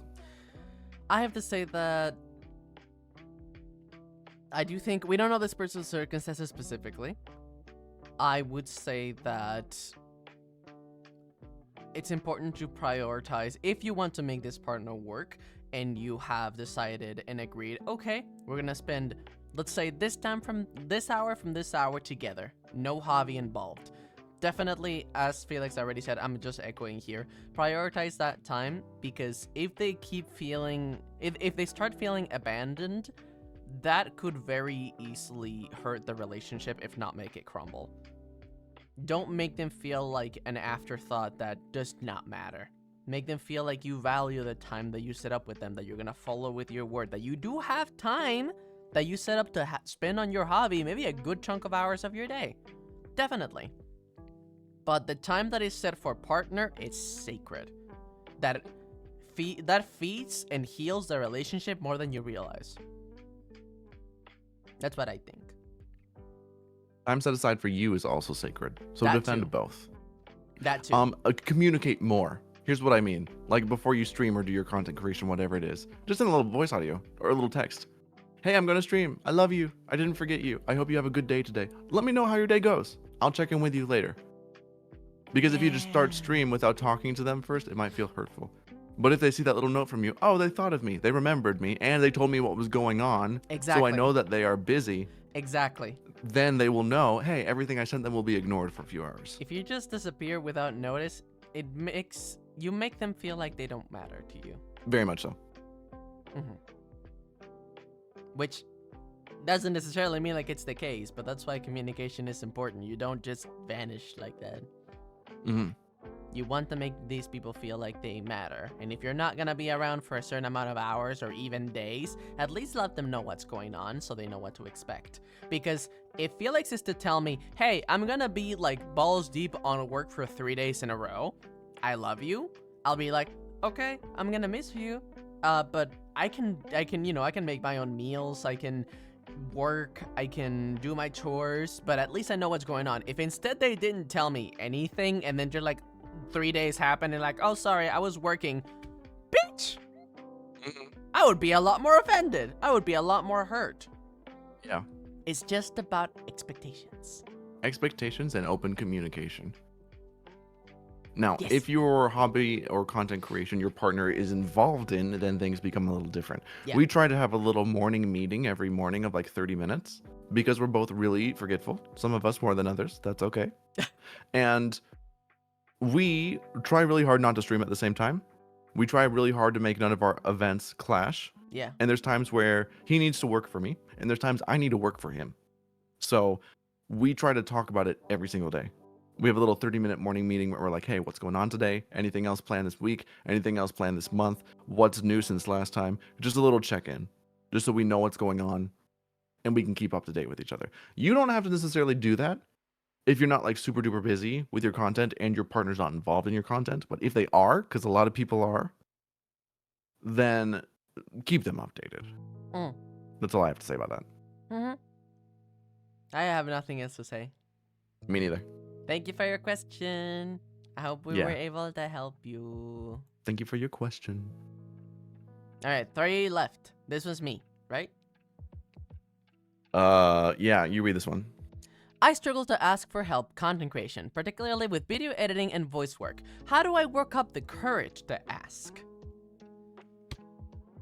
Question before you get started. Mm. What do we mean by ask for help? Like asking people to do it for us, or asking for help like hiring people, or just asking for advice? It sounds like asking for help or asking for involvement in their projects. I just wanted to frame that before we answered the question. All right. So I can answer now?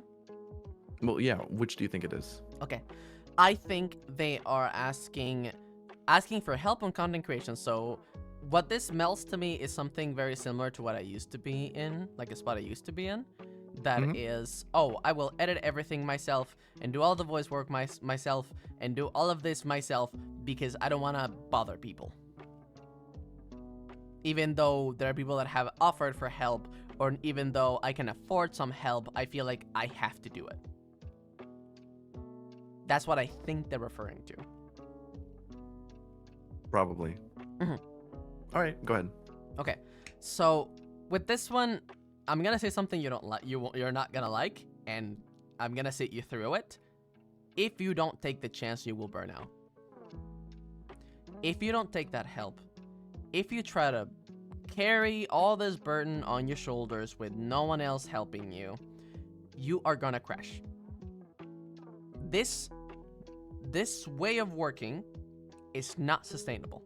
And I'm pretty sure that you've experienced that yourself. I'm pretty sure that if this is a if this is a part of you that keeps happening, if this is an occurrence that keeps happening to you, I'm pretty sure that you've had moments where you could not work anymore, where you were too exhausted, too tired of doing everything alone, that you just stopped and you had to pause to come back. That's gonna keep happening. You have to learn the lesson the hard way, that people, you have to ask. I know you're afraid of people saying no. I know you're afraid of being a burden. I know you are afraid of not being strong enough, but that's the thing. Content creation is not a solo work. Indies have teams of people behind them. Corpos have teams of people behind them. Even not VTuber streamers have like management companies behind them. People, like, they have lawyers. They can't do everything alone. That is not how this occupation works. Even people like Kai Cenat have an entire team behind them. You just can't see them on the camera all the time. That does not mean they're not there. You have to accept that you can't be good at everything, that you can't be working on everything at once, and that does not make you a failure. That does not mean that you are weak. That does not mean that you are not capable. You can still do a good chunk of the work on your own. I completely believe that. Because that's what I'm doing. I am shouldering a lot of the work on my own. But you know what? I have editors. I have artists. I have people that are in my DMs that I'm like, hey, I need this done. Can I talk to you about that? Because I know if I want to give my 100% to all of these other areas that require my attention, I cannot be spread that thin. That is just not how it works. You are going to have to be okay with people. Sometimes they might be a little annoyed. Sometimes people might just say no.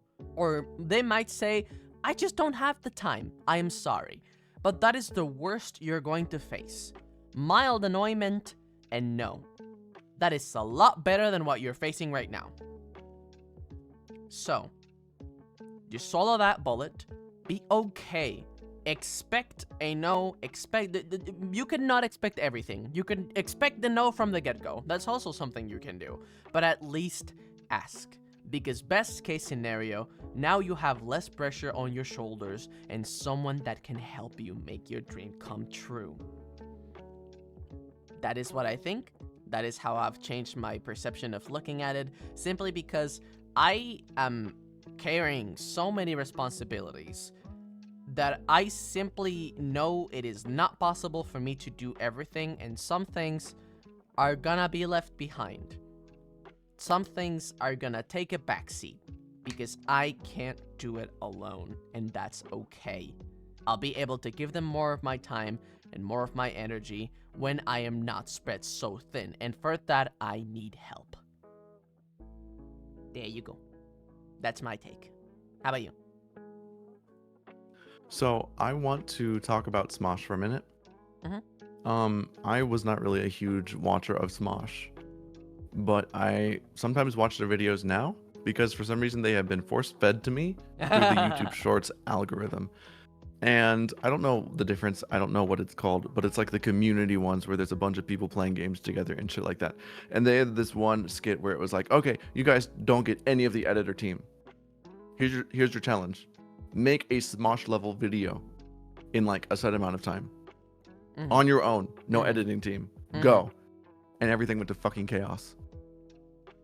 People were like, what the fuck is a thumbnail? How do I use it? What are the programs? I think maybe Adobe are their websites.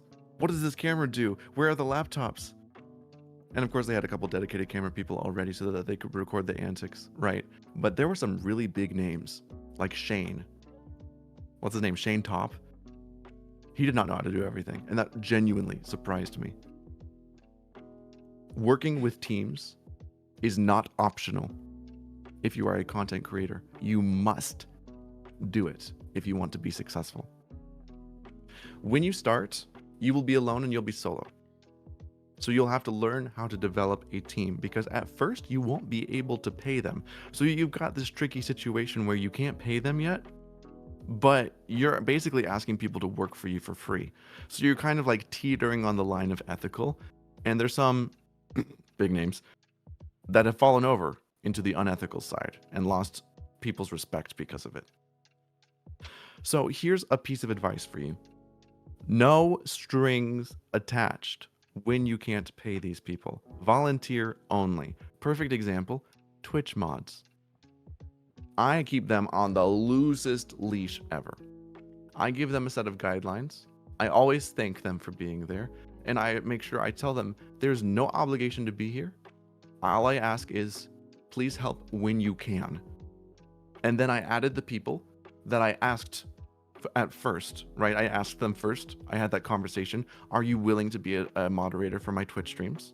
And then they'll tell me like, oh, I can't make it to the stream. I'm so sorry. And then every time I kind of like beat them up, I'm like, shut up. There's no obligation to be here. It's okay. All I ask is that you help when you can. It is optional. Now, when it gets into what you're asking, that gets more tricky because video editing and voice work typically is something that you should pay for, especially especially video editing.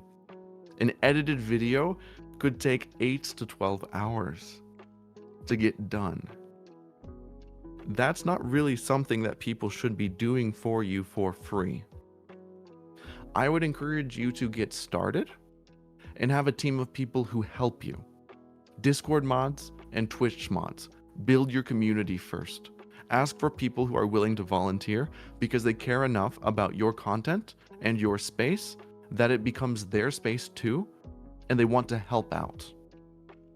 Then, use the money that you make from streaming to hire people to help you with your visuals.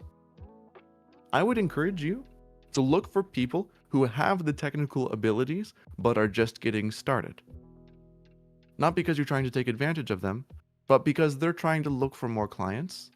They don't have years of history, and their videos aren't going to cost $100, $200, $300, or $400. They might be cheaper. You help them develop their skills, and you get a more affordable price. It's a win for both. Now, you are just getting started. Your videos won't be perfect, so be patient, but that's what I would recommend. Always make sure it is consensual. Always make sure that you are not violating any sort of ethical things. Do not, for the love of God, guilt trip people into working for you. Oh, well, I thought you'd be there today. Oh, well, I can't do it without you. What am I gonna do? What am I gonna do? I can't do it without you. If you can't make it, then I get. No, that's abusive and emotionally manipulative. Don't do that. Hey, I can't be there. Awesome. Take care of yourself. Take care of your mom. Whatever you need, whenever you're not here. I hope to see you next time. Thanks so much for your help. Make these people feel appreciated and valued. Respect these people, because they're basically working for you for free. The least you can do is respect them and thank you them for helping you. What else? I think that's everything I wanted to say. Ah, nice. If you are trying to ask people to help you for voice work or for video editing and you can't pay them, then expect beginners who can't make good content. Because otherwise no one's going to want to work for days for you for free. Would you do that for somebody else? Probably not. That's not really fair, balanced, or ethical. That's something that you should pay people for. Start out with the other things. Build a community. And then if these people believe in you, have a fundraiser. Hey guys, I'm looking for $100 for a editing fund. I'm looking for $1,000 for an editing fund. Actually, that's a really good idea for me. That is a good idea. I'm writing that down for later. Hold on. Editing fund. Because I'm going to be so for real with you and so transparent right now. The reason why I don't have YouTube videos right now is I can't do it alone. And currently I can't afford to hire people. Almost there. But currently its funds are a little bit tight after all of the international traveling. So I refuse to work with people if I can't pay them because I respect these people too much and I respect myself too much to ever let myself be abusive like that. So if you need help, ask for it. And if people say yes, and if people consent, then that's on them. But remember that anyone's consent can be revoked at any time. If people volunteer to do it for you completely for free, amazing. But then remember, if they can't do it and they say no, they're not a shitty person. Anyone's consent can always change, no matter what it is. That's just called human decency and human respect. So, yeah. I would say build a community first. Just go live and start streaming. Focus on making your content better. Then, with video editing and other things, fundraise for it if you don't have the money. Otherwise, get that money, get that bag from your regular job or wherever, fundraise, and then pay people to do it for you. Oftentimes, look for people in your community. You're going to be surprised. That's where I found the best people, actually, that I'm talking to currently in my own community. People that already know and like me. Sure, you could hire whoever you want off of Etsy or Fiverr or VGen, but like, they're not going to know you, and they're not going to know your personal vibe, and they're not going to care as much. So the people in your community that already have the, who already have the, what the fuck is it called? Who already care about you and know you, they're going to be much more willing to actually, help you and want to see you grow and put their whole editoracy into their videos for you. Paid, right? I think that's all I have to say. I don't really have much to add. Awesome. Yeah. Good job. Thank you. Thank you for your question. Woo! Next. Yeah, what the fuck is happening? I'm reading chat. What the hell is happening? What was going on? Nothing. What do you mean Next nothing? question. Cute There's couple stuff. two I will more kill you. Jealous but questions. lewd. Were you like, oh my god, were you under the table? Once. We can do that later, but not right now. That's not appropriate for this website, Calum. Next question. You read this one first, I think. All right. Calum, be careful. I'm glad you're having fun, though. All right, next question. As someone starting out as a VTuber, how do you go about actually getting even just one viewer if you don't have any active followers? I think we already kind All of right. answered this, didn't we? We did already answer this. There were many Mm. questions like this. If this was you, please look back in the VOD. Yeah. But I want to answer it again, but think of something new so that the people from earlier can get a new tip and this person can get a new tip themselves. So to vaguely summarize, Twitch's algorithm is doo-doo cheeks. So promote yourself on Twitter and Discord and Twitter, TikTok and YouTube, just everywhere you can. And if you don't know how, look up guides on how to do it online. Learn how to market yourself, and then the Ooh, viewers will come. I have new advice, actually. All right, fuck. You go first then, even though it's my turn, because I'm trying to Alright. think of new advice. Alright. You go. Twitch tags, titles, and raids. Raid people that make content that you like, that are maybe around your size or bigger. And like that could be a good way to start getting the community in general to notice you. Because, like, to give you an example, I know who Rem is because Rem raids me all the time and sends me kind messages of like support and things like that. I know who he is thanks to him being around and raiding me. Like, I'm giving you an example of someone that I noticed thanks to those actions that they took. That is something that you can do. Also, Twitch tags. See the kind of people that you want to attract, like your community. Think of the viewer that you want. What would they be searching on Twitch if they wanted to find you? And use that. Also, your titles. Make sure that you are giving something that is not just explaining of what is happening on the video itself, but some people put a more like fun twist into it, or even lewd. See what kind of title you want to start using and see what would catch your attention that would still have you be satisfied and stay while still watching the stream after you clicked, kind of thing. That is something that could help you. I think those are two strategies that I didn't mention. Twitch tags, YouTube tags as well are super important, and Twitch titles. Lewd horror, however, would make that content gay. No. I mean, like, jokingly lewd. Like, I don't know. Like, the thing I had yesterday, I think it was, like, hunting furry men or something like that. It's true, I'm not saying I am playing Mythic Love. I'm saying I am hunting for hot furry men. And that was true. And you see the Basically, kind just of, make like, it joke. clickbait. Yeah, kind of. Make it like a joke, make it safe for work, have fun with it, and analyze those tags. The most important websites when it comes to tags, Twitch is important, sure, definitely consider that, but if I was to say advertising, Instagram, TikTok, they make the difference when it comes to tags. It is an art. Pay attention to that. So yeah. That's what I would say. Actually, I'm taking references of like what VTubers that make similar content than me, what tags do they use, and I make a specific effort to add those tags into my own content. Also, hi Finksicle. Hello. That's what I would say. Anything you want to say? Yes, I've got 2 points here. Go ahead. First point, watch and listen and research. Watch and listen and research. I'm going to mention a story. It might seem like a tangent, but it will be relatable. All right. I play piano. I wanted to be able to play piano on my streams. I didn't have one, but I knew it was really complicated. I would need special programs. I would need a visualizer so that the notes actually appear on the piano screen, right? I would need an actual instrument with a sound pack. I have no idea what to do. I have no idea where to go. So what I do is I go to Pumpkin Potion and I do like 3 hours of research, and I just do. I was not stalking.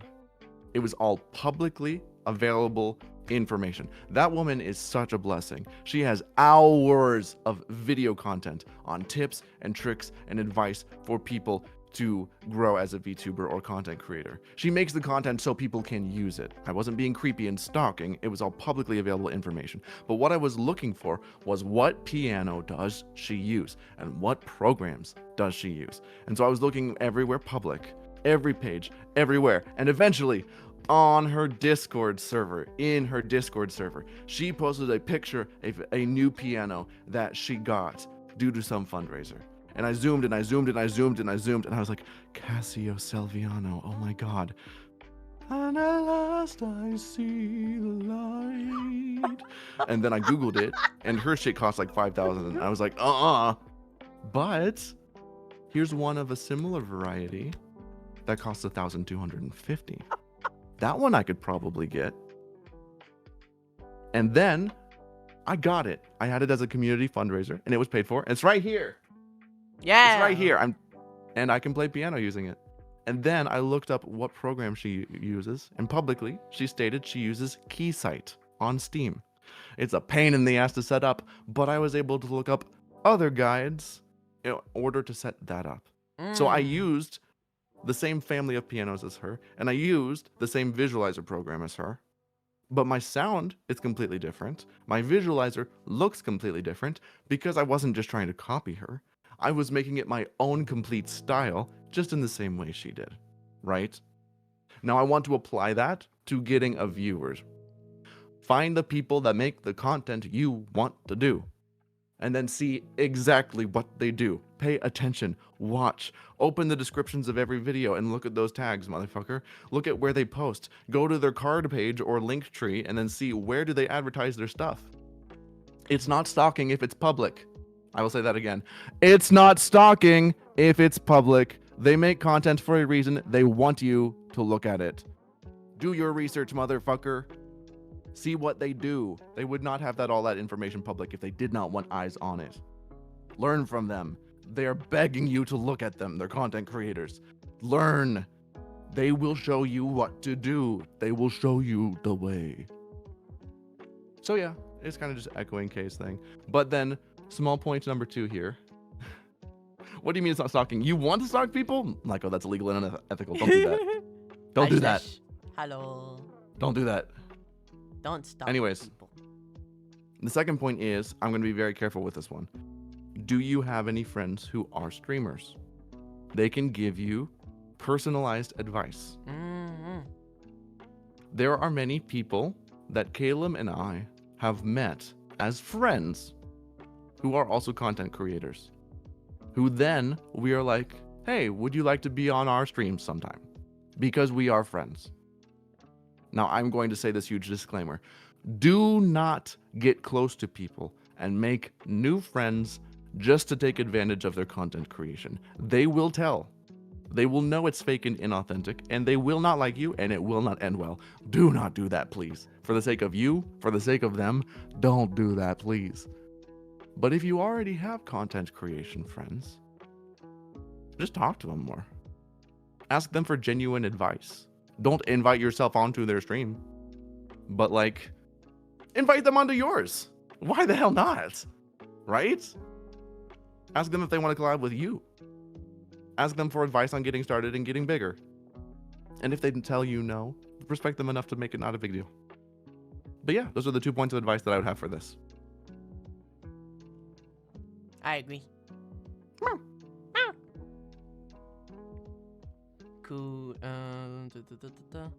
Yeah. I have nothing else to say. Ready for the last question? Last question. Hi, Ensuki. I'll hide my screen for a second. I'm pretty sure I did check this one, but I'll verify just to make sure. Yeah, this one's good. All right. So, I read this one? It doesn't matter. Would you like to? Okay. Yeah. How would I get into the mentality of putting effort of making content consistently if I'm usually low energy or easily distracted? I want to hear what you gotta say first. Ooh. That depends on the content that you're making. That's true. I'll stretch. So I've got a couple of points Here's what I would say. Take care of your body and your mental energy first. Yeah. Make sure that you're well rested, you eat well, you have a bunch of water. If caffeine helps you, have a little bit of caffeine, maybe an energy drink. I have a very small energy drink when I stream so that I have that extra little boost of energy. You kind of have to push it out sometimes because you're performing. It starts to become a strain after a few hours, but you get used to it and it becomes second nature. You get better the more you do it. So you kind of have to force yourself through it a little bit, not too much. You will get burned out if you strain yourself too much. Don't do that. Be careful. But sometimes you got to push yourself a little bit. You have to act. This is not the way that I talk or interact normally. I'm like taking my personality and dialing it up to 9. I'm not being fake, but fuck, I'm pushing it out a little bit. Because my point and my purpose here is to be entertaining. But I wouldn't just go to the grocery store and do this. People would be like, man, shut the fuck up. I'm just trying to buy soup. Like, why are you singing in the aisles? This isn't a Disney musical, right? Like, damn. But you got to kind of push out the interesting and you kind of push out the engaging. And it is not natural. But like any muscle or any skill, it can be developed and it can be learned. Second, I always hype myself up and prepare myself before stream. Listen to some music that pumps you up. Do some physical exercises. Look up big exercises, like what people do before public speaking, right? Make yourself big. Do the Superman pose. Rah, rah, rah. I listen to one of my favorite artists, Lady Gaga, and I listen to some of her, like, I'm a bad bitch music before I go live to get myself into that proper headspace. There's times that I had a really bad day or something's just really neutral and there's a lot of stress in my body. That's just okay. Sometimes I will cry right before stream, not because I'm losing my mind, but because I just need to let it out so it doesn't follow me onto the stream. It's just like musical theater. It's just like going onto stage. Sometimes you gotta scream into a pillow or punch a pillow. Sometimes you gotta like yell, scream, let out all those emotions. Do something weird and silly. Get yourself hyped up. Be like, yeah, I am that bitch. I'm not better than anyone else, but I'm good enough for me. Because you kind of have to push through the stage jitters and the stage fright. And you gotta convince yourself that you're entertaining. And you gotta convince yourself that you're worth it, or guess what? You're never going to convince anybody else that you're entertaining, and you're never going to convince anybody else that you're worth it. Start with you. If you can't convince yourself you're entertaining or worth it, bitch, you're not going to convince anybody, but you can. Baby steps, practice, and you're going to suck at first, and that's okay. That's natural. That's how any skill works. When you suck, don't give up. Keep going. Keep learning. Keep growing. You've got this. We believe in you. We love you. Mwah. Your turn. My thing is different because I work differently than you. My advice is pointing at something else. I am very distractible. I feel you. I might work differently than you, but I will tell you what I do anyways. I am a very restless person. I don't like just sitting still and not doing something. I need to be doing something. Sometimes it's my day off and I want to work just to do something. You can ask this bitch. Yeah. That's true. He does do that. But something that helps me when it comes to content, it's that thanks to the fact, hi Archivist, thanks to the fact that content creation is so many different areas at once, it's a lot easier for me to work with because the fact that I have to be switching focus to keep everything like working and going helps me a lot. For me, I try to surround myself with things that remind me of my content. Like I have all these figurines in front of my desk that are of my character. So that helps me. I have some business cards that I need to remember, so I know that I need to email some people. I sometimes write notes for myself. So whenever I start my computer, I just click notes and see what I wrote for myself the day before. I have an entire Discord server that I made with myself where I compilate ideas for content, references, just things that I think on the spot that I could improve or things that I need to do, so I can just open my notes, open my Discord that I have with myself, check what I wrote down, and then work on that. Because I will not remember, but past me does. So I will check what past me said. I actually need to get better at using lists because I don't use them on enough areas of my life, even though my memory is garbage. Also, I have pants on, thanks for asking. But that is personally what helps me. It's the alternating of tasks that are all productive in different ways, so I don't burn myself out on just one. And also the constant visual reminders. I am surrounded by my work. I don't have like a personal Twitter account, so whenever I am on Twitter, I am still reminded of like people that I want to talk to, or the DMs I haven't answered, or the notification on the post that I just posted that maybe need a part 2. So things like that. If I surround myself in work, it'll be a lot easier to remember what needs to get done. That is how I make it work, pretty much. Just try to work on something else every day. Yeah. That's how I do it. When it comes to low energy, you might need, like, energy drinks might help you. For me, it's more about, like, there are days that I feel low, but something that I do try to do, specifically when I want to do, like, when I don't want to do a specific part of content, like recording shorts.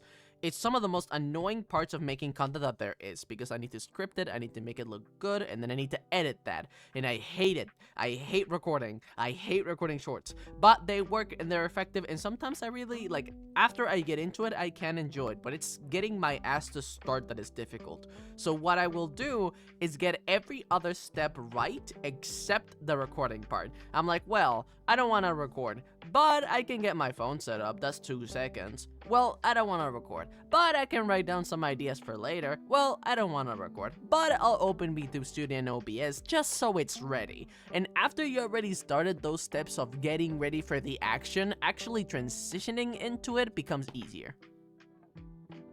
That's something I do. Trick myself into doing the tasks by preparing myself for starting without actually planning on starting. It's a more easier choice to do after everything is already set up. Yeah, that's what I do. Is there anything else you want to add? Do it for 5 minutes. If you're doing it, you have to do everything. Like, you got to set everything up. But just commit to 5 minutes. You can't do it for an hour or 2 or 5. That's okay. Just do it for 5. Hi, You will Varen. find that you're doing it for longer than what you originally promised. Hi, Tom. Because at 5 minutes, you'll probably not want to stop. That's true. But yeah, I think that's everything. Yeah. That And is our that last was- question. That was our last question. And I need to leave in 10 minutes Mhm. because I need an hour to get ready for my own stream. So, any final things? You can keep streaming if you choose to, but I need to leave in 10. Okay. Okay. I don't have anything really else to say. Would you like to answer some in-chat questions? Or we're good for now? Sure. We could Okay. do that as long as it's content related. If there is anyone that didn't have a chance to submit on the forum itself, or you have any follow-up questions in chat, feel free to submit them. Just a few. But it's very likely that... When are you starting stream? I'm starting stream in an hour, In but an I have hour. things to prepare for it. So I need an hour to prep. So I'm Hi, leaving this one in Isushi. 8 minutes. Okay. So if you would like to leave early, feel free. You can stay here for a couple more minutes if you'd like. I think I will try to stream for a little bit longer just to see if we can raid you. Raid me. Yeah. That would be nice, but there's absolutely no obligation. Thank you for giving That is me up the to you. option, but I do want to support you. Thank you. What would you do after I leave? I will probably make a poll to help people, like, see what options we have. I'm thinking I can either draw some fun things, or I could watch some Ramsey, things like that. Probably. Sure. Do something chill and nice. Awesome. I love my So before partner. I do go, chat, any other questions for us? Oh, here's one. 1 hour of What is $20 like your commissions? favorite Yeah. marketing What is your favorite marketing tactic for people with short attention spans? You want to answer that first or me? For short attention spans? Yes. That is a good. Fast editing, definitely. Sound effects are incredibly crucial. Movement of the camera is incredibly crucial. The zoom in, zoom out, cut in, cut out. Like sound effects when an image appears on screen, when it leaves the screen. having that backload of like, I literally have a folder on my computer that is just sound effects that I've taken from different websites, from different places, that I make sure that also songs that are copyright free, so I don't have to worry about them at all. Sound effects, incredibly crucial. Zoom ins, incredibly crucial. Fast subtitles, incredibly crucial. Be sure that you know how to do what? Incredibly. Incredibly crucial. Incredibly. Shut up. Shut up. So, that is something that I do consider incredibly important. Analyze that camera work like it's your life. It makes such a big fucking difference when you edit things fast. Also, I would say that, and people with short attention spans, other than that, is make it sweet and to the point. Don't make the video more elongated than it needs to be. Keep that pace. Keep that pace of the video going. And then this happened, and then what about this? Like, do not have silence. Do not have silence. It will kill your video. Even more if it's like a YouTube short. People are scrolling all the time, so you need to in those first 3 seconds, you need to catch them. You need to say what the video is gonna be about and what they should be interested in it, pretty much. Like, one of my most popular videos is how my sister knew I was trans before I came out. Boom. I already got you interested in the story, and I made you, like, I added a little bit of, and how that happened, like, I sounded a little bit questioning. The way that you deliver things is also incredibly important. You cannot be monotone. It will kill you. Get that energy going. That is also very important. That is something I would say, and I am learning how to perfect that craft as we speak. It is very important. That's what I consider. Also, hi, Starly! Wait, so yes, silence? No, it will kill your video. I would love to look like Kilmer Felix. If I get isekai, that's so valid. He's evolving. I am.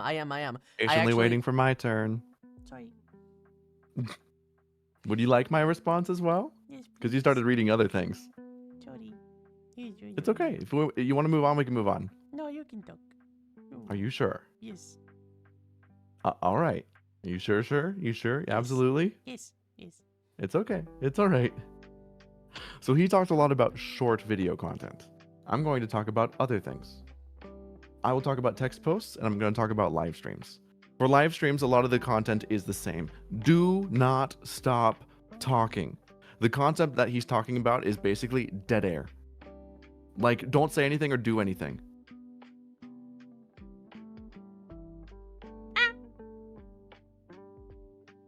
You felt how that was a little bit uncomfortable? Don't do that. And that was only like 4 seconds. I watch people sometimes, like, because I'm curious, oh, they stream, what do they do? And it'll be like 10 seconds, 20 seconds, 30 seconds. And then I start to get impressed. How long is this motherfucker gonna go without saying anything? 2 minutes, oh my God. 5 minutes, oh my God. 15, oh my God. Do not stop talking.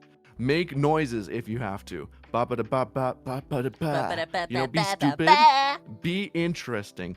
Do not have dead air. 1 to 2 seconds max. Always be doing something. Exceptions? Breaks. If you need to take a short little water break, if you need to pause to go pee, that's fine. Put on some interesting music that's different. Get yourself a visually interesting pause screen and encourage your chat to do the same. I'm going to go take a break. You do the same. Go run, go pee, go get water, go get food. I'll be back in a few minutes, right? But don't have dead air. Have interesting noises. Talk about something. Even if you're talking about something random. Just find something, grab it. Find something, grab it. Find something, grab it. Ask chat questions. Talk about yourself. Talk about something random. Talk about what you're doing. Talk about the game. Talk about the activity at hand. Monologue. Talk about something weird that pisses you off. Talk about something or anything. Don't let that dead air happen when you're live streaming. It is so easy, and it's one of the biggest killers of potential streamers. Not interesting, because you're not yapping. You gotta be yapping. And if you're not comfortable with yapping, streaming might not be for you. There's people who stream who can't speak. There's people who stream who are selectively mute. That means they don't speak because they don't want to be. And they are clever, and they find other ways to make their content interesting. If you absolutely can't speak or just really don't want to, that's cool. But if you can speak and want to speak and try to speak and then just don't, that's kind of lame. Don't be lame. Be interesting. Be engaging. Hold my attention. That will keep the viewer engagements. Now, text posts. Words are images. No one's going to read a big ass wall of text. Summarize and cut that bitch down as short as you can. Separate it and bold half of the words so it's easy to read. Use cute little emoticons and emojis. Use color. Use little cute designs. Make it separated. Make it cute and fun to read. Bitch, if you're reading my post, my informational advertisement post, just because you think the pretty symbols and pretty images are eye-catching, I've won. Because my goal and desire was to make you read it. If you do all lowercase, all text, no line breaks, I'm streaming today, guys. Hope to see you there. It would be amazing. It's my first time playing Elden Ring. I've never played a Souls game before. I'm going to lose. I'm going to die so many times. Let's put a counter on the screen and see how many times I can die. Anyways, there's also a dono goal to help me buy a new mouse because mine's kind of breaking. Anyways, hope to see you guys there. I've already scrolled. No one's reading all that. Hi, Viddy. So, when you do your text posts on Twitter or YouTube social or Blue Sky, wherever you do your text posts, Discord announcement, Discord socials, make sure it is pretty. Use emotes. You'll develop a style. You can copy paste your last announcement and then change a few words and change a few emotes and then like you'll be good. Do that. So that was my tips about making it visually interesting for people with short attention spans for the live streaming and the text posts. All right. Someone else I submitted a could question. do the long one. Yeah. I could do one more. Thumbnails You want me to read too? it? Yes. Yes. Zion Ure says, oh, I do have a content related question. I'm planning my debut for a while, but I've been having trouble deciding if I want to make content in English or in my native language. As much as I want to be a VTuber for my country, I also have to understand people here can't usually support this kind of content monetarily. So making content in English could help me make a living out of content creation. So I don't know whether to do one language, the other language, or both languages, and how I could possibly do both. I do have some things to say, Me too. but I want you to start because you do that with English and Spanish. I do. The best thing I can tell you is that sadly you're gonna have to make a choice. Because at least in my experience, balancing this can be incredibly difficult. And one fan base will always be disappointed when you're not streaming in their language. So both are gonna start tagging you in different directions, and you're going to have to decide which one is gonna give out. Like, which one are you gonna listen to, pretty much. In my personal experience, I wanted to make content in English, even though, you know, I am Argentinian and I do want to, like, I want to find Argentinians that speak English. That is a demographic that I like. That is the middle ground that I've found. Maybe one day I'll lean more into the Spanish side of things because, you know, I do speak the language. But, something that I could recommend you doing is look at their communities. Look at the look at the country that you want to like dedicate content to that specific population, and look at the English speaking side. Which community fits you and your content the most? Because for me, there's not really, the Hispanic side is very, how do I say this? The Hispanic side of content is very spicy. In terms of like, there's a lot of drama going on all of the time. If you think the English side has it bad, you have not been to Hispanic VTubers. You do not want to go to Hispanic VTubers. It is fire over there all the time. Oh, you will get backstabbed. So French VTubers are wild as well. Oh god, yes. Small insert. So I decided that I wanted to be somewhere that I understood the culture of the best, and I am more familiar with English-speaking content, so I decided that I was going to lean into that for that reason, just because that community and the way that it works functions better for me. So what I would tell you to do is do the same thing. Analyze both communities. Do you fit better with your people? Do you fit better with just the general English-speaking side? And make a decision based on that. Being a community, being a VTuber for a specific country, I know what you mean by that, and it does have its benefits if you do it right, but that will limit you. It is very likely that because of the fan base that you will grow, you will be kind of isolated from other events that might happen. that are more focused on the English side of things. So both sides come with sacrifices. Both sides come with pros. Weight them, see what works better for you and the specific content that you want to make, and make a decision based on that. That's what I decided. I decided I'm gonna lean more into English, and if there are Argentinians that speak English that like my content, awesome. Those are welcome. That's the kind of thing that I want to do. Making content this lonely is very lonely, and it's very hard to find genuine connections in this space. Well, I could go in a tangent with that, but I don't know if Felix has anything that they want to say, so I don't want to talk too much. Gasp. Oh my goodness, you remembered me. Yes, I did. Genuinely, thank you. I appreciate that. I do have an answer for that question as well. Go ahead. Now, as someone who is a bilingual who's learning, my Spanish isn't really that great. This is definitely an area where Kay has more expertise than I do, because I don't know enough Spanish to decide, hey, do I want to be an English or Spanish VTuber, right? So I will just talk about the analysis. Analysis. I said that so weird. I'm so sorry. The analysis. You have a choice to make. I agree with Kay. You probably should choose one or the other. Doing both is very hard. I've Very. watched him try, and it's been very difficult for him. Yes. You would have to balance two very different communities. On one hand, the language that you speak that's local and native to you, I imagine, it feels more you. It feels more local. It feels more loyal. Your fan base is going to be dedicated. They are Yeah. going to be loyal. Yeah. They are going to be much smaller though.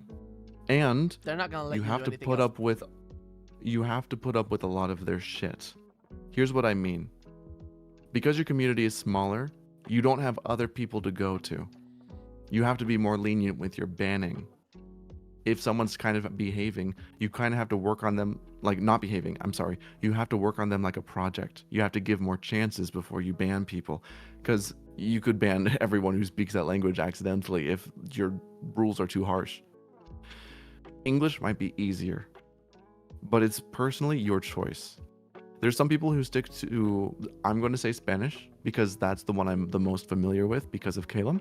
There's people who stick to the Spanish side of things because the fan base is hungry. They're like, please give us more Spanish VTubers, please, more. And even though it's smaller, they are hungry, and that hunger and that support helps drive their success. But because of that, they do have to bend over backwards more, and they have to do things to appease their community and make their community happy. You would have much more flexibility if you used English, but it wouldn't be as authentic, say, as perhaps your native language from your country. I would say determine which one means more to you. Numerical success and flexibility as a creator, or sticking to maybe what feels more true to you. I would say if you're only looking for numbers, English is the wiser choice. There's more people who probably speak it, unless your native tongue is something bigger than English, like Hindi or like Chinese. There's a bunch of different languages that people speak more than English. Yeah. But it sounds like you're talking about something from a smaller speaking pool. So I would encourage you to perhaps consider English, because it does give you more flexibility as a creator. You don't have to appease your fans.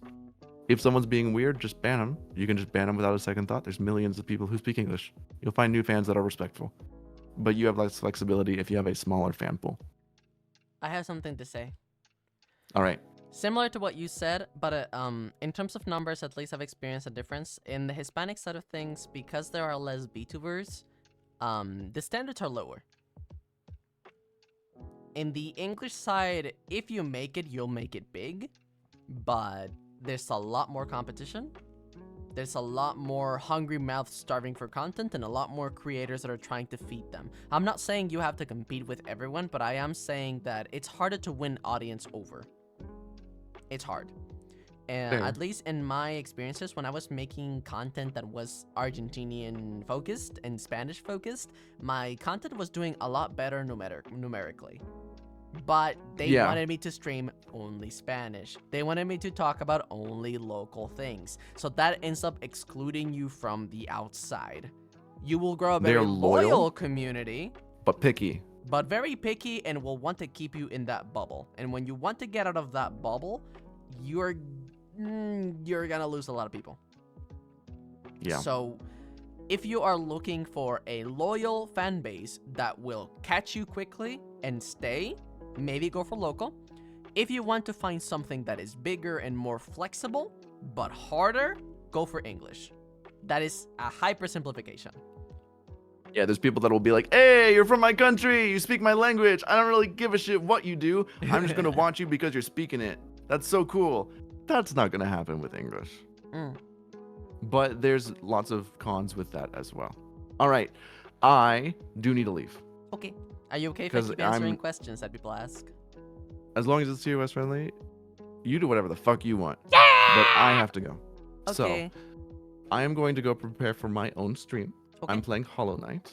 Ooh. Thank you so much for having me today, Caleb. Mm. For those of you who came later, my name is Felix Nocturne. I'm a 100% completionist gamer. I'm playing through Hollow Knight and Minecraft currently. I'm also a musician. I play the piano and I sing. I'm also a scuffed, self-taught voice actor. I do it for fun, with him mostly. I'm the voice of Ivan in all of his comics about Ivan. Yeah. Well, the comics that he dubs, right? So, I'm going to go ahead and go. Caleb, thank you for having me. It's always a pleasure. Caleb's community and chat, thank you for being so welcoming. I appreciate y'all being so nice and generous to me, even Yeah, though I'm yeah, not yeah, the main yeah, boy, yeah, yeah. right? It was a ton of fun. Thanks for having me. Thank Anything else you want to you. say before I go ahead and go? I love you. I love you too. Mwah. We're also partners. Yes, we are. Yay! Wee. Bye. All right. Bye-bye. Ow, ow.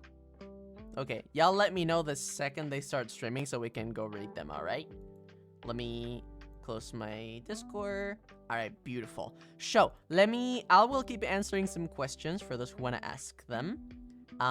Please go follow Felix. Please go follow Felix. I love Felix. Please go follow Felix. Let me check. Lynn asked something earlier.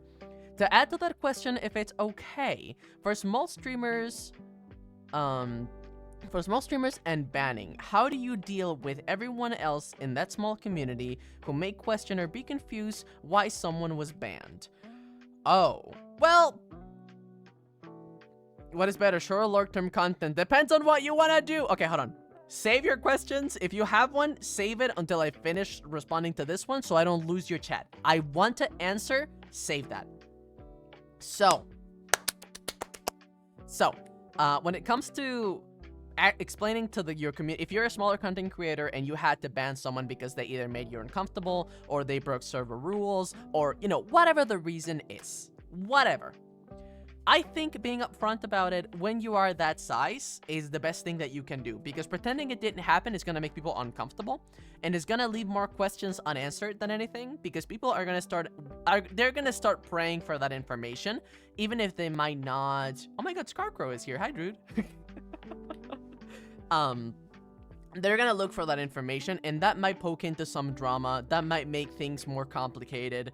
Like, people might start going into DMs and things like that. I would suggest being like, just so you guys know, there was someone that I had to ban from this community because they were breaking server rules, or they were making me uncomfortable. You don't need to know the specific reasons. All you need to know is that I made this choice for my own comfort and safety. And I would prefer if we are able to move on and just have fun with the stream. That's it. You don't even have to, explain yourself. You don't have to justify why you did the things that you did. You don't have to really do that. They will understand that if you did it, it's for your comfort level and it's because you thought it was the best choice that you could do. You don't even have to say names. I would suggest that you don't say names. You can just say someone. If it's a small enough community, they will know who you're talking about. It's just to not ignite that fire. That's what I would say. Let me see. Okay. Where are there any other? Someone asked what's better, long-term or short-term content. It depends. Personally, when it comes to money, short-term content. When it comes to views, I guess it depends. It depends on what kind of audience that you're trying to captivate. At least I saw that recently, per hour, YouTube Shorts makes more money in terms of revenue than long-term content on YouTube. So I'm trying to aim for making more shorts. It really depends on what you're trying to do. For some people, making big ass essays that come out every like 2 months works a lot for their audience, but it really just depends on what you're trying to do. So focus on what kind of content you're trying to do, and the people who make it, how often do they post it, and how do they post it? Is it short-term content or is it long-term content? That's what I would say. Try to understand the recipe and then replicate it with your own ingredients. Thank you for answering. It hasn't happened, but I was always anxious about making moderation decisions so far. That is fair. Goat VTuber literally and metaphorically. Thank you, Sushi. That's very kind. Also, someone mentioned flavored drinks. I am actually partnered with Advanced GG, so if you would like to have a nice, tasty, refreshing, and energizing drink, please go to Advanced GG, the website, and you can use my code KCode for 10% off. I hope that you guys enjoy it. I actually tried the Ghost Grape flavor that came out. That was like a limited edition with my face on it. I actually kind of liked it. That was pretty good. You should do $20 commissions for the next hour. That's true. That's true. I'm making my own VTuber. How could I make it more interesting? Depends on what you mean. I will answer a couple more questions and then we can get to the drawing part. Also, thank you so much for the patience, YouTube chat. I hope you guys have been enjoying the stream. Yeah, how are you all? We're doing okay, thank you for asking. Also, hi Nightmare, hi Nulio, hi Angel Face, hi Jasverin. Hope you guys are doing okay. For the question on how do I make it more interesting, you need to be very sure on what you are doing, and you need to be very sure on what do you want to communicate to your audience. Who are you trying to attract here? Are you trying to get people that like daddies? Are you trying to get people that like just himbos? Are you trying to get people that like twinks? Are you trying to get people that like big mommy milkers? Try to find the people that fit into that niche that you're trying to feed into and analyze those designs. A lot of content, twinks. Okay, then find VTubers that are twinks and see what do these designs have in common. Most likely what you're gonna find is the style of clothing might be similar, and also the proportions are going to be similar. Even if they are widely different concepts, you're going to start finding some patterns. Find those patterns and apply them to your own model. Something I can tell you that I've done for my model is that I found a lot of like cutesy models that I liked. Let me scroll down to show you. Also, these are my friends, hehe, but I'll turn them off just for now, just so you guys can see what I'm referring to. You see my blouse? I guess you can call it my blouse. You see how it has like different patterns and colors, and it has some X shapes going here and there? Those are things that I found, like specifically the X shapes and the little bow. Those are details that I found that kept repeating in terms of design in other models. And I'm like, oh, I like that. Oh, textures are important. Oh, sometimes people add lace to things to add a little bit of texture to them. Oh, and I added that to my thing as well. Same with my shorts. I saw that a lot of people like little chains and like details that are not equal on both sides. So you want to make your design asymmetrical but still balanced. And that's what I tried to do. If you analyze my design from a character design perspective, you're going to notice that I'm not symmetrical. I'm asymmetrical?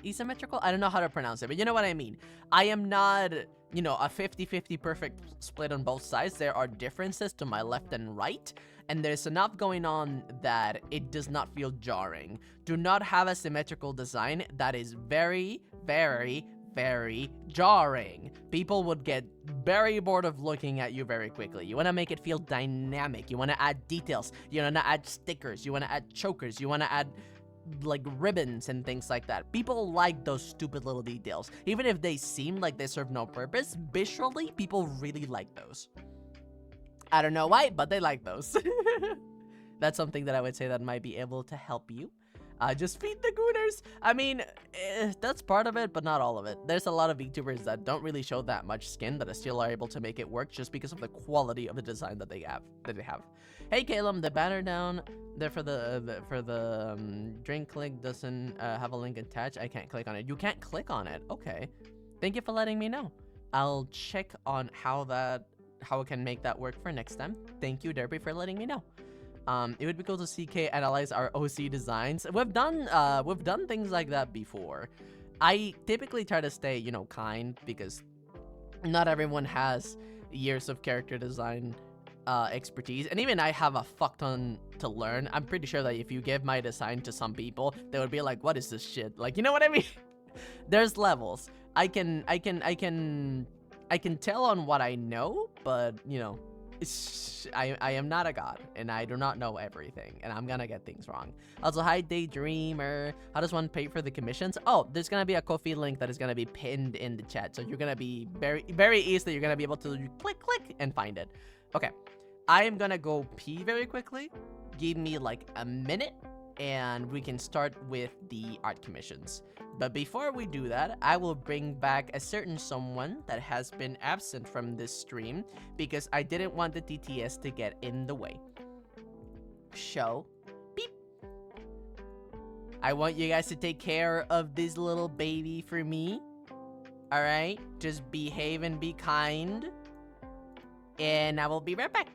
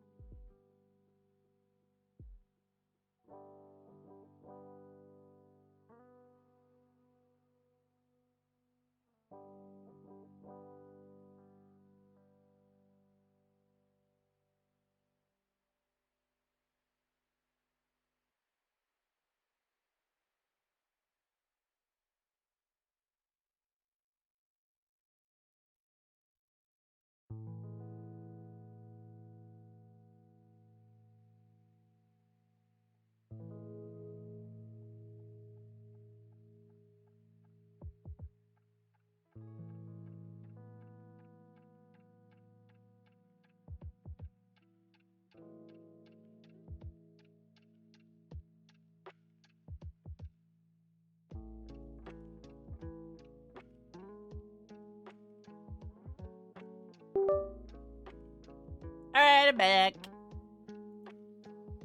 I'm back. I'm connecting my tablet so we are able to draw, and I'm opening my coffee. Alright, I'm gonna also have to change the title very quickly, so if you guys can give me 2 seconds to set that up, that would be awesome. Also, hi Wolf Club Ellie. Also, hi Diana! Welcome back, Diana. Hope you guys are having a good day. Okay.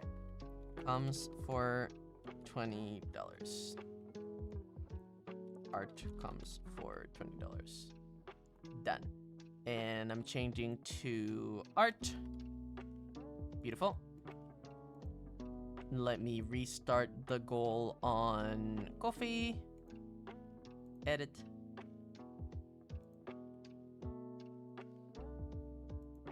Hold on, how do I do that? Start new. There you go. Okay, beautiful. Thank you very much. I came back. I was eating. Ah, nice. I hope that your food was nice. What do you eat? I just watched a dog eat a rice cracker. I don't know if that's healthy. Ya se lo extrañaba al Oscar. Ya volvió. No te preocupes. Starboy Stuff, thank you so much for the follow. Welcome. Okay. I am opening my drawing program. And we're gonna be doing those mini commissions. I think that's gonna be fun. Alright. Opening Krita. I already connected my tablet. I had grilled cheese and fries. French fries with my favorite food to eat. That's so nice. Actually, what did you guys eat today? I ate some rice with chicken, corn, and peas and carrots. Trying to go for healthy menu. Alright, beautiful. And now... Are these references? Oh, I have all the drawings saved up from previous times. That's so cute. That's so cute. I even have pregnant crony. That's so cute. Okay. Yo estoy comiendo unas empanadas. That sounds so tasty. Enjoy your empanadas. Oh, we got a raid? Hey, hello. Welcome very soon. Welcome, raiders. We were about to move to drawing commissions for 20 bucks. Thank you so much for the raid. I hope that you guys had a good stream. What did you guys do? How was it? I hope you enjoyed it, whatever it was. Thank you so much. That's so generous of you. For those who don't know me, my name is Calum. I am an artist, and I am also a VTuber. I am also a voice actor and an editor. And we are gonna be doing some art commissions right now. So if you like art and would like to just lurk and enjoy the view, feel free. That is what we are going to be doing. I am just fixing my screen so it looks functional. I'll load just in time for art. Yeah, good job. You were also doing art? Nice. What were you guys drawing? Were you doing some commissions or like some personal work? What were you doing? What were you doing? Okay, here you go.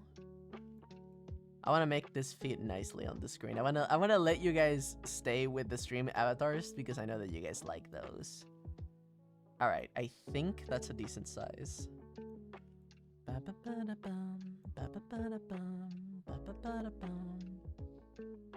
Yeah, I think that's okay. But thank you for the raid! If you need to eat food, drink water, whatever you need, please feel free. And again, thank you so much for the raid. I appreciate that a lot. Thank you, thank you, thank you. Alright, perfect.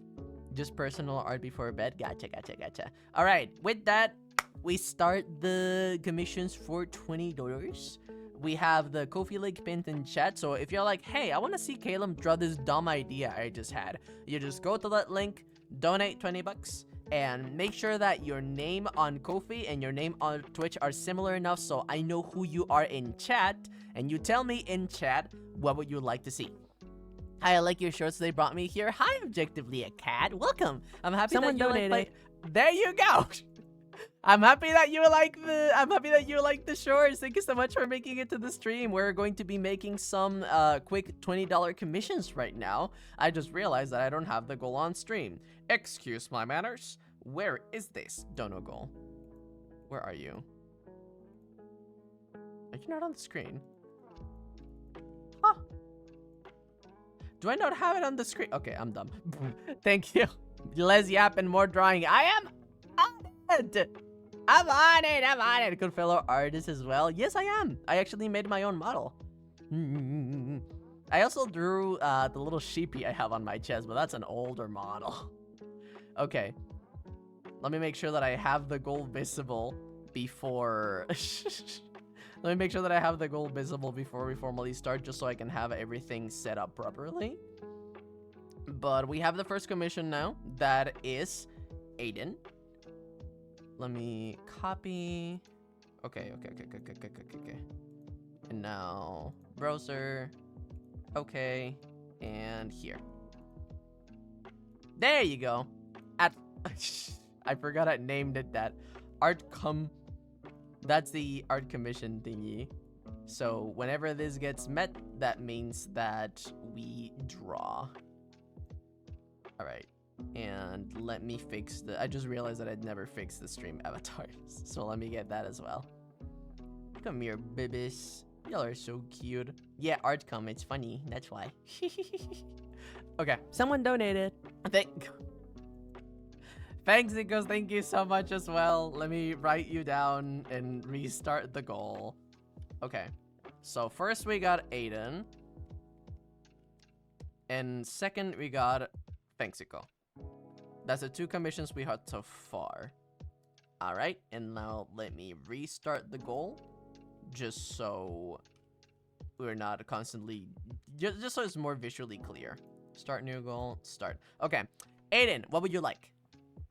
What are you hungry for today? What would you like? Keep all in mind, Calum will be streaming for like 40 to 60 minutes now. Yes. Yes. I'll try to make these quickly. Highlighted message? Okay, let me check. Baby Yoda Onion getting picked up hold by Mando armor wearing Calum.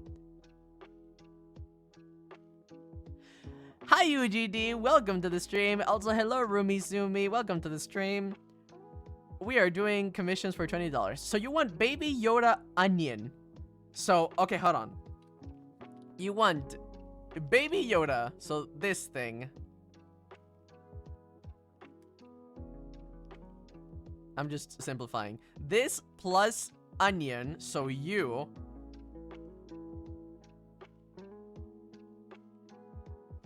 Oh, why is my tablet not working? Come on, girly. Okay, there you go. It disconnected for a sec. So you plus me wearing a Mando suit? Is that what you want? Am I getting this right? I'm a mutant. Okay. Okay. That is such an odd request. Yes, obviously. Alright. I'll do my best. I will try. And me with the Mando suit? Hold on. I'm gonna need a reference for this. The Mandalorian outfit. Because this man has a lot of metal. Okay. Okay. And Baby Yoda, I'm also gonna need a reference for that. Oh, I finished The Mandalorian, by the way. Well, I think so. I'm supposed to watch Boba Fett now. Boba Fett? Boba Fett? I'm supposed to watch that guy. Yeah, and I'm not super interested. I hope it's decent. I just wanna know about Mando. I just like my Mando. Give me my Mando. I like Mando. He's cool. And I ended up liking him a lot more than I thought I would. Not gonna lie. Baby Yoda. There it is. That thing. I could so tell this was an animatronic while we were watching it, by the way. It's sometimes slightly creepy, but not typically, so I appreciate that. Also, hold on. About, I think it was Luke Skywalker, about him, like, being special effect to hell, so he looks 40 years younger. What the fuck? I found out about that as I was watching it, because I was like, he looks weird. Something on his face is weird. What is going on? Is like, oh yeah, because he was this age like 40 years ago, so they had to get creative with makeup and special effects. I don't know. It was just so weird to see. It was just so weird to see. Yeah, the CGI the hell out of him. Oh yeah. Yeah, it's Sai. They are doing it constantly in Star Wars. They reuse, they refuse to recast actors. Understandable. I mean, no, not really. But like, I understand why they wouldn't. So hold on, I'm supposed to be lifting you up. So, okay. Since this is supposed to be a quick sketch, I'm gonna do us chibis, but I will be doing it. Well, not chibi. I'm gonna be doing us like very, very simplified. It looks good, but at the same time bad. Yeah, like something's not right, and I can tell. I could immediately tell. I literally asked Felix, "Is this guy AI?" And he's like, "No, but there is something wrong with him." And I'm glad you pointed it out and I didn't. Jesus. I liked Mando though. He was hot. He's so traumatized and so troubled, and I am so down for it. Like, I want to give this man a hug. I really do. I really do. I'm gonna draw Mando with hella ass because I have a decent ass, so I hope you don't mind Mando with ass.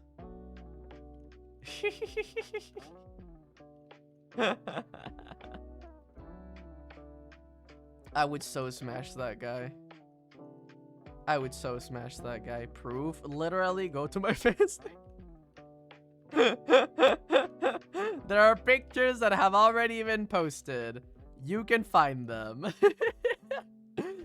And my Twitter too, but I don't post myself that frequently over there, so.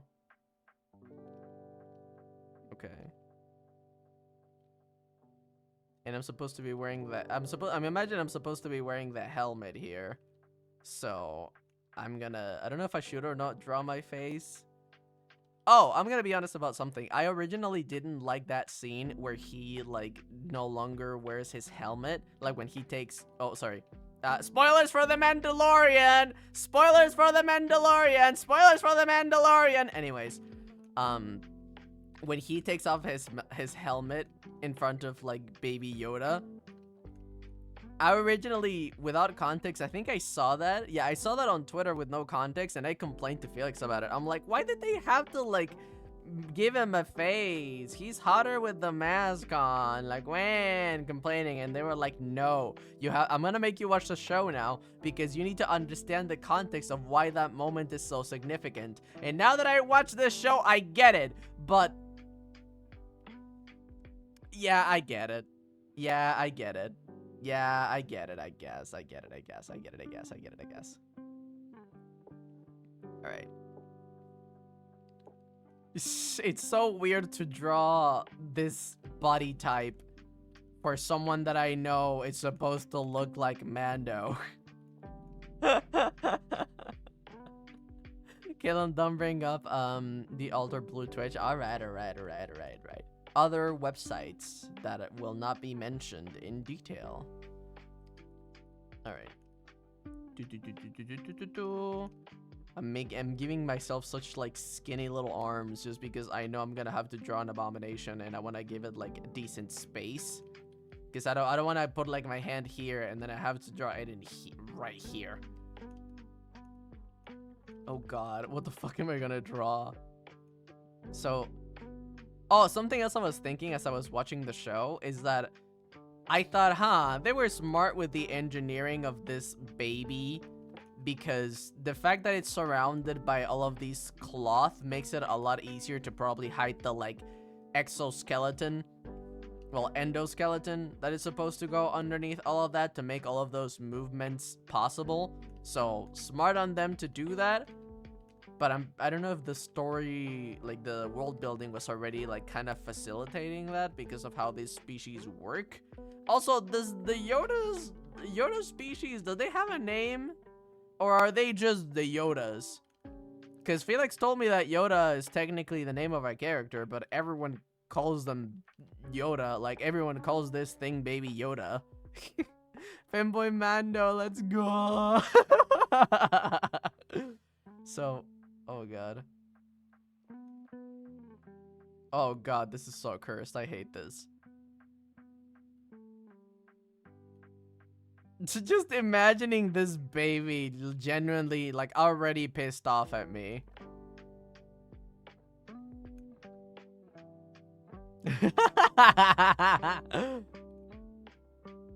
Okay, this is being more fun to do than I thought it would be. The name of the species has never been revealed. It has never been revealed? How long has this show been for? Oh, wait. Something else I also realized while I was watching Mando. More specifically at the end, because, like, Felix told me, yeah, you need to watch Boba Fett if you want to know what happens to, like, Mando. And I'm like, what? What do you mean? And they're like, yeah, apparently there are 3 episodes that have a lot of, like, significance to his story. So if you want to know what happens, you have to watch the entire other show to have the context of why those moments even happen. And then that made me realize, oh my god, that's how they get you. That's how they get you. They get you interested in one show, in one character, and then if you want to know anything else about that character or that world or that religion or that creed, you have to watch everything else. And then you slowly start falling in love in the world building. So you're watching more to understand the world building. It's a trap. I understand. I fell for the Star Wars trap. And now I want more of it. What the hell? Hi, Reaper Killer. I just can't believe that at 22 years old, I'm getting into Star Wars. Haha, suffer. Thanks, love. Thanks, love.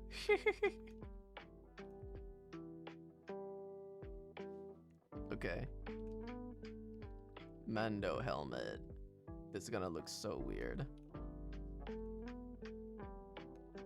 22 years too late. I'm sorry I've only been alive for that long.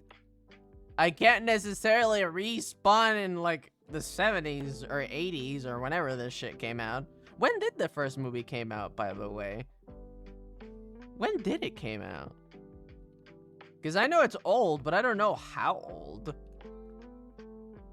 The 80s? 70s? Okay. So I'm assuming around that time. Interesting. Okay.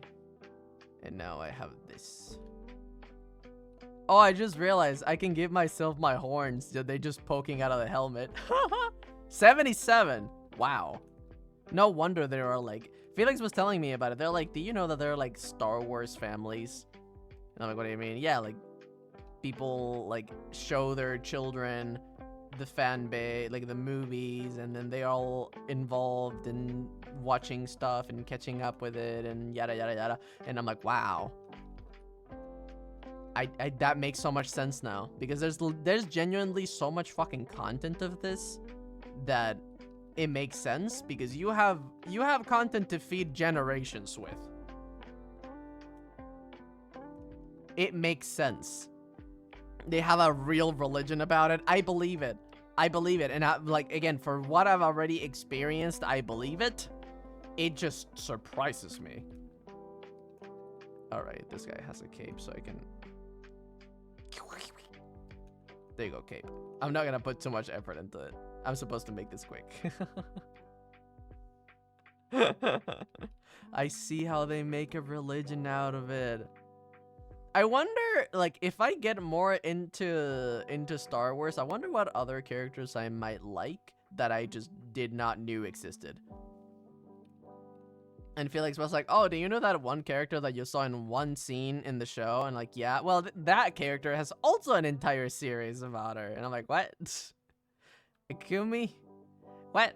Quicker! Use this whip. Ah! Okay. I'm working on it. I'm on it. Ah. Listen, it's in the works. You're getting the main idea. I am working on it. Oh, also, I admire the dark themes that it targets. I appreciate them. I appreciate the, like, getting into... Okay, this is a conversation that I had with Felix about how dictatorships, as horrible as they are efficient. That is true. At least from what I could tell from the show, the New Republic is having a hard time kind of, like, settling in and reshaping all of these different, like, systems that used to work for the Empire. And they're kind of slow when it comes to justice. If you have a problem, you might have a better chance at getting justice from a buddy hunter. From a buddy hunter? Butchie hunter? You know what I mean. I don't know how to pronounce it right now, but you know what I mean. And I appreciate that they're showing it that, because yes, it's good that there's a republic now. That objectively is a good thing. However, that does not mean that the New Republic is perfect. That does not mean that they're efficient. That does not mean that, you know, they'll get everything figured out. Bounty Hunter? Yes, thank you. Also, hello, Enigma. Booty Hunter is me, hunt. The New Republic shot itself the face, because as soon as the war ended, they threw away their military. That is a stupid idea. So its ability to do anything is really limited. Gotcha. That makes sense. That makes a lot of sense, actually. It really shows that moving from a dictatorship to a republic, it's more difficult than it looks. And republics, just because they are slightly more ethical, does not mean that they are inherently good in every way. Like Felix told me that, oh, the New Republic has crimes. They have committed crimes. That is true. And that is just objective truth. I don't remember what specifically they mentioned, but yeah, it's not perfect. It's not a black or white thing, and I really appreciate that more, like, mature understanding of it. Oh, I can stretch. Let me do that. Actually, my neck was getting sore. I was like, Thank you. That was nice. And he got thigh protectors. Save those thighs, King. Also, I really appreciated in that section where, like, he had to reveal his face because spoiler reasons. Well, I guess I already said that he revealed his face. I appreciated that the guy was like, I saw nothing, and respected this man's religion. Oh, that's something else I wanted to mention. I don't know if this is a thing in every single piece of Star Wars universe, but I really appreciated the fact that other religions and ways of existing are respected. Like, even Mando, someone that is very, you know, I don't know if I would describe him as stuck in his ways, but he has a very particular way of seeing the world around him and a way of doing things, right? Because of his creed. Even he was like, okay, you tiny little creature, you belong with the Jedi, I'll get you to the Jedi. And I appreciated that. He didn't try to, like, you know, force his way on this child. And I appreciated that. I appreciated that. Do you have enough time for all comms? Should we unpin Coffee Link? I mean, I will try. So far, it's just 2 Mleko, so I think we're fine for now. But thank you for asking.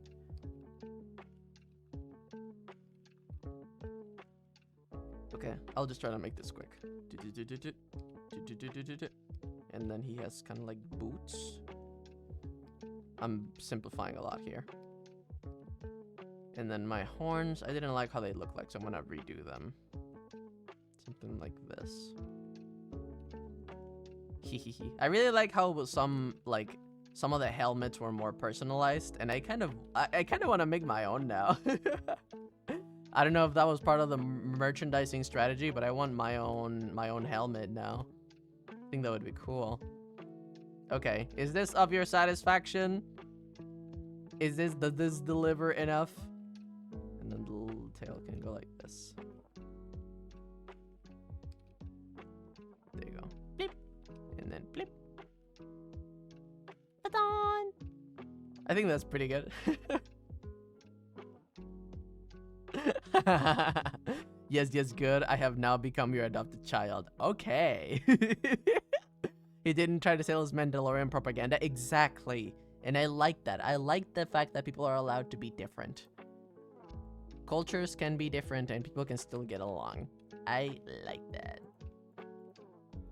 Cool. Okay. So, that part is done.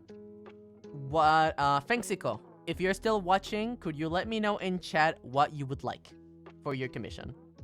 Beep. Let me delete these references. Beep. Alright, beautiful. And let me put this over here. Where are you, actually? Oh, you're here. Okay. No, where are you? Did I put this in the wrong layer? Here it is. Okay. Like the creation of Adam, but you and Felix. Can you explain in more detail? What do you mean the creation of Adam? I don't understand. Like, you mean in a religious context? Like, you mean... I don't get it. Biblical drink propaganda! The painting! Oh, okay. The creation of Adam. Okay, let me look at the painting. The creation of Adam. Oh, that one! Okay. Found it. Alright, I can try. The biblical painting? Yeah, I think it's the biblical painting. That's what Google is telling me. This, but me and Felix? I can try. I can try. You have 15 minutes? I'll try.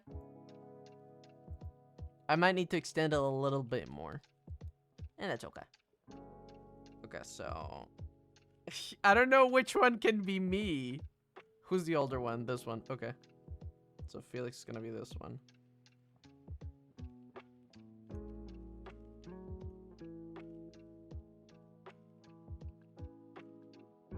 Okay.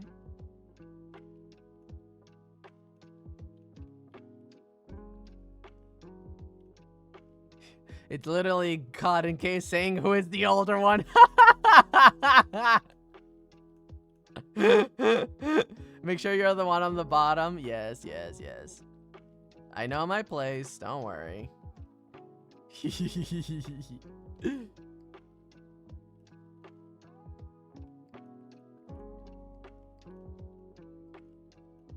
So, okay.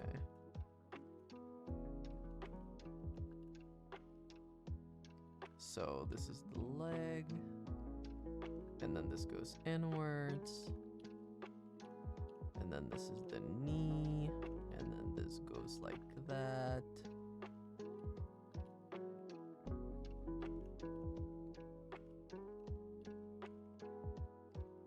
Felix is taller than that, but that's okay. We'll fix it as we go. Yeah, this is definitely gonna need more time. I'm gonna stream a little bit longer. That's okay. We'll still raid Felix. Don't worry about that.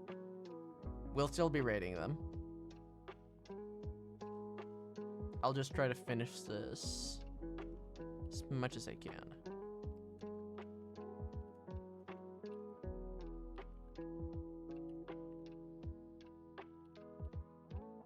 Okay, and what are those? I have an idea. I was gonna say, who are those things around God? I can just make that Fox Links. I think that would be cute. Also, hello, Darkness. Welcome. I'm making some quick commissions for 20 bucks.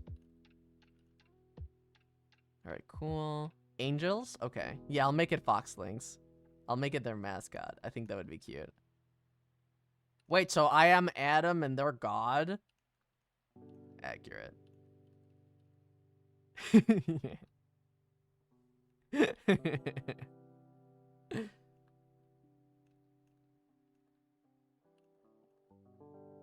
I'm not gonna accidentally iterate your name as Calcium. Many people do. Don't worry about it. You're not the first and you're not gonna be the last.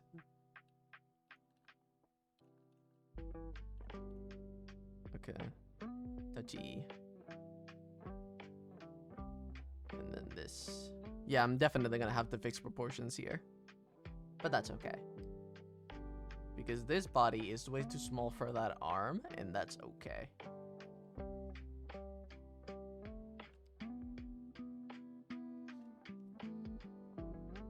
And that torso's a little bit small. I'm gonna have to make this longer.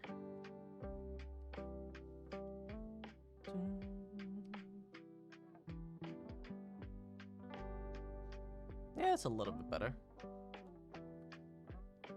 Their hand looked like it's gonna blow up. Reminder that Felix uses they, them, but yes.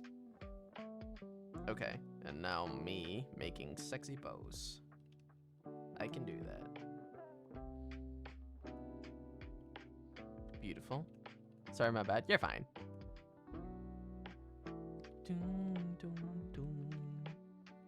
Their hand gonna boop you? Yeah! Boop.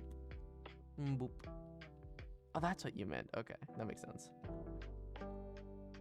And then my body kind of twists. Okay, I can do that.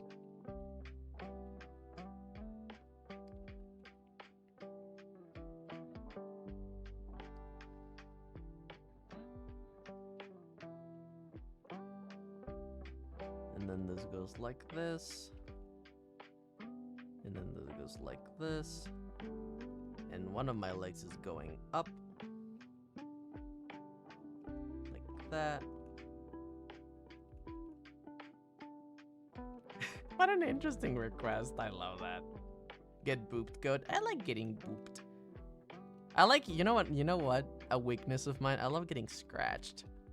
It's so nice to get scratched.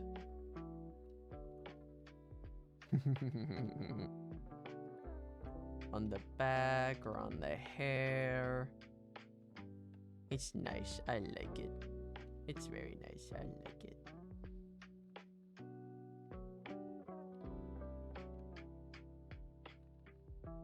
There you go. Like random scratch or head scratches? I like back scratches. That's my personal favorite. I love back scratches. Specifically, like, sometime depending on, you know, what area wants more attention, it'll be like more lower back or upper back, but typically middle to lower. I really like it. Summon Felix. I like that. I like that a lot. I like either that or just laying on someone's chest.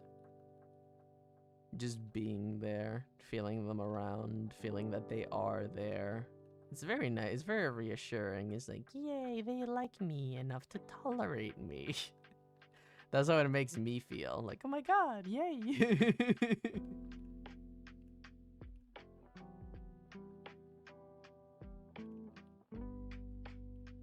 This is a very good pose. I should use this for something else. And then my hand is supposed to be like this. Like that. Chest is very outwards. I like that. Just feeling the presence of your bae is very nice. Yeah. Like feeling someone's breathing is very nice.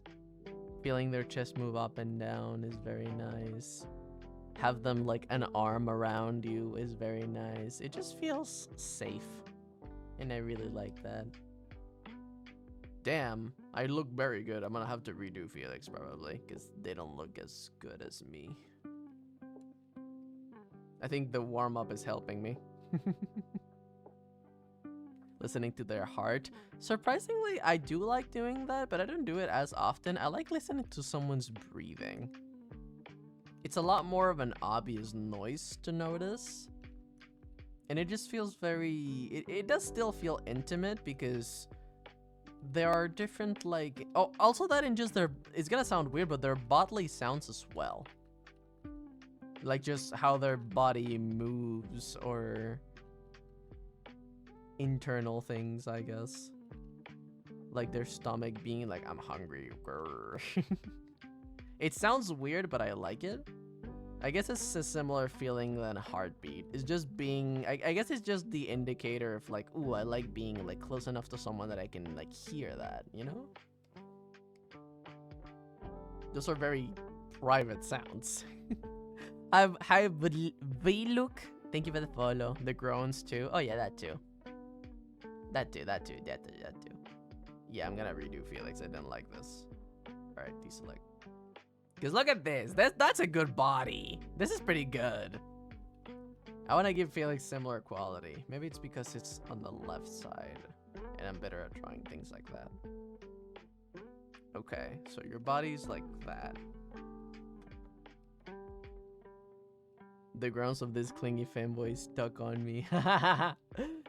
Sometimes I definitely do get more like clingy. You know what? Something I definitely do. Like, you know the little like the little hands, like when like a child wants you to pick them up or things like that. I do the hands motion whenever like I want Felix to just like hold me or lay down with me. I think say like hands, come here. Like I want attention, gimme.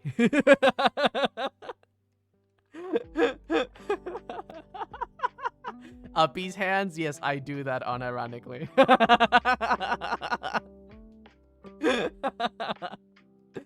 It's just, it communicates the feelings perfectly. Why shouldn't I use it? I see no reason to be ashamed. Okay, yeah, that's better. And then I can do this. I love that now, after coming out, you can talk about it. Oh, yeah. There's a lot of different aspects to our relationship. I can talk about things I like about them. I like the fact that they are very... Even if I might be like acting irrational because I am tired or stressed or whatever, they always still give me like a chance to calm down. And I appreciate that. Like, even if I'm being stupid, then it's like, it's okay. We're gonna figure this out. Like, they're still... They're very good at giving me reassurance even when things are not okay. It has been very, very few times where they could not do that. And if that was happening, it's because things were seriously not okay. That's so sweet. I'm so happy to have that dynamic. Yeah! Yeah, for sure. I'm happy too. I wish it wasn't as rare. You know what I mean? There's a lot of things that Felix gets right that a lot of people simply don't. There's a lot of broken people in the dating scene, if that makes sense. There's a lot of people that only focus on themselves. There's a lot of people that use others like drugs. And that's something that I've experienced personally. Like, well, oh, what do you mean by that? Well, I mean that there are people that chase relationships to feel like to have the feel good chemicals, and not necessarily being aware of the responsibility that comes with it, and the fact that you're gonna have to be there through the hard times too.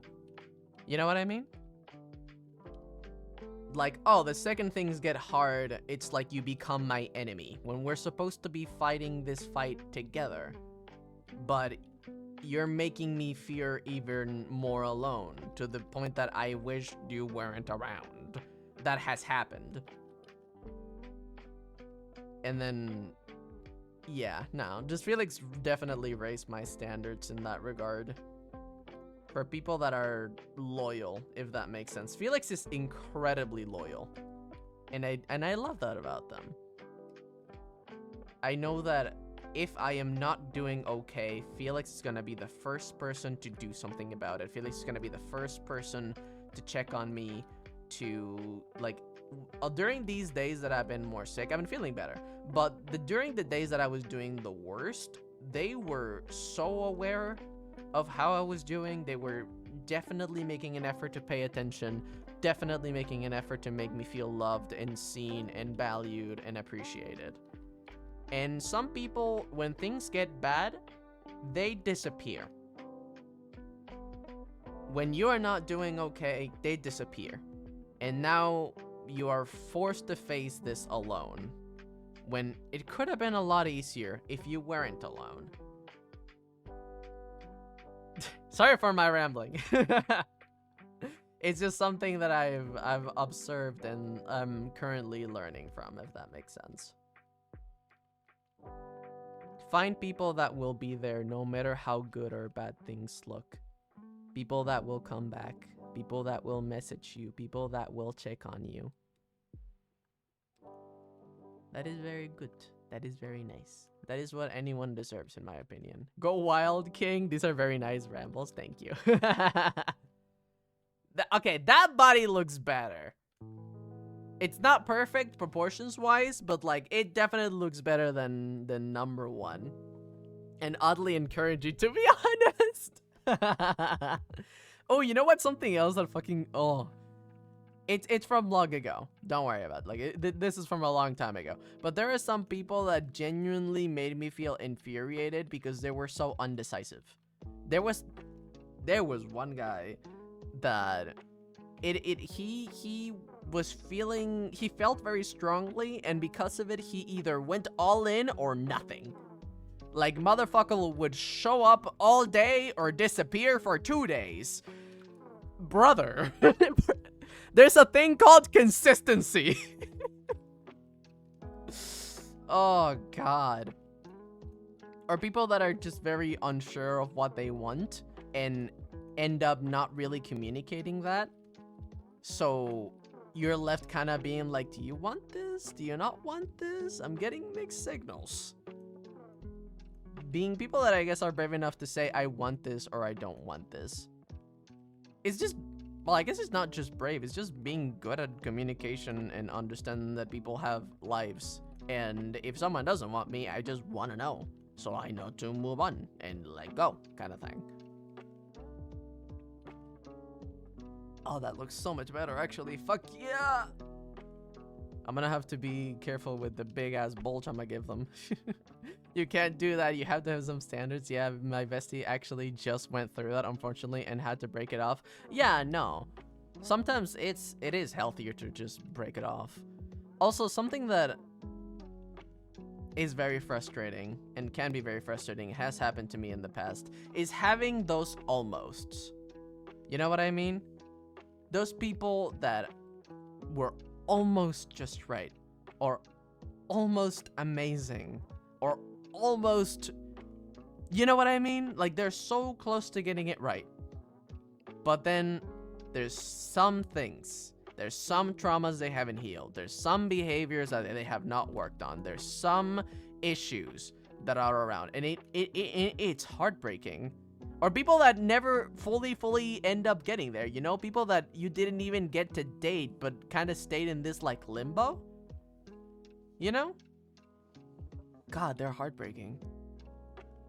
Mighty Fine. Yeah, my ex is that almost amazing for me. And then it's so hard to forget and move on. Because when you don't go, like, when things don't get the chance to go either good or bad, when it's this weird in between, it feels like you can never let go fully because you're always wondering, but what if, you know? What if this happened? What if that happened? What if this? What if that? What if this? What if that? It's a lot more, it's gonna sound terrible, but at least in my experience, it's so much easier to let go of a toxic, horrible ex than someone that is a what if. Lord. I feel that way about my ex-fiancé. Ballad. Also, don't worry, Kay ended up terribly and I got to move on. Good for you to be able to move on. Oh my god. Okay, I'm gonna complain about something else. But this is like, the people that are not ready to let go. The people who chase you again because they want another shot. Even though things went horribly bad, they want another shot and they won't leave you alone. Oh my god. The amount of times that has happened to me. They're like, no, but this, no, but that, no, but like, brother, I'm trying to move on over here. God, and they're so entitled and they're so insistent and it feels like they never think about how you feel. They never think about how challenging this was for you. They're too focused on, well, I want to talk to you, so I will. All right, thank you for thinking about me. Damn. Ugh. Man! Ah! Thanks for listening to my frustrations. Jesus. No, bud. You said, bud, turn it on and leave. Yeah, exactly.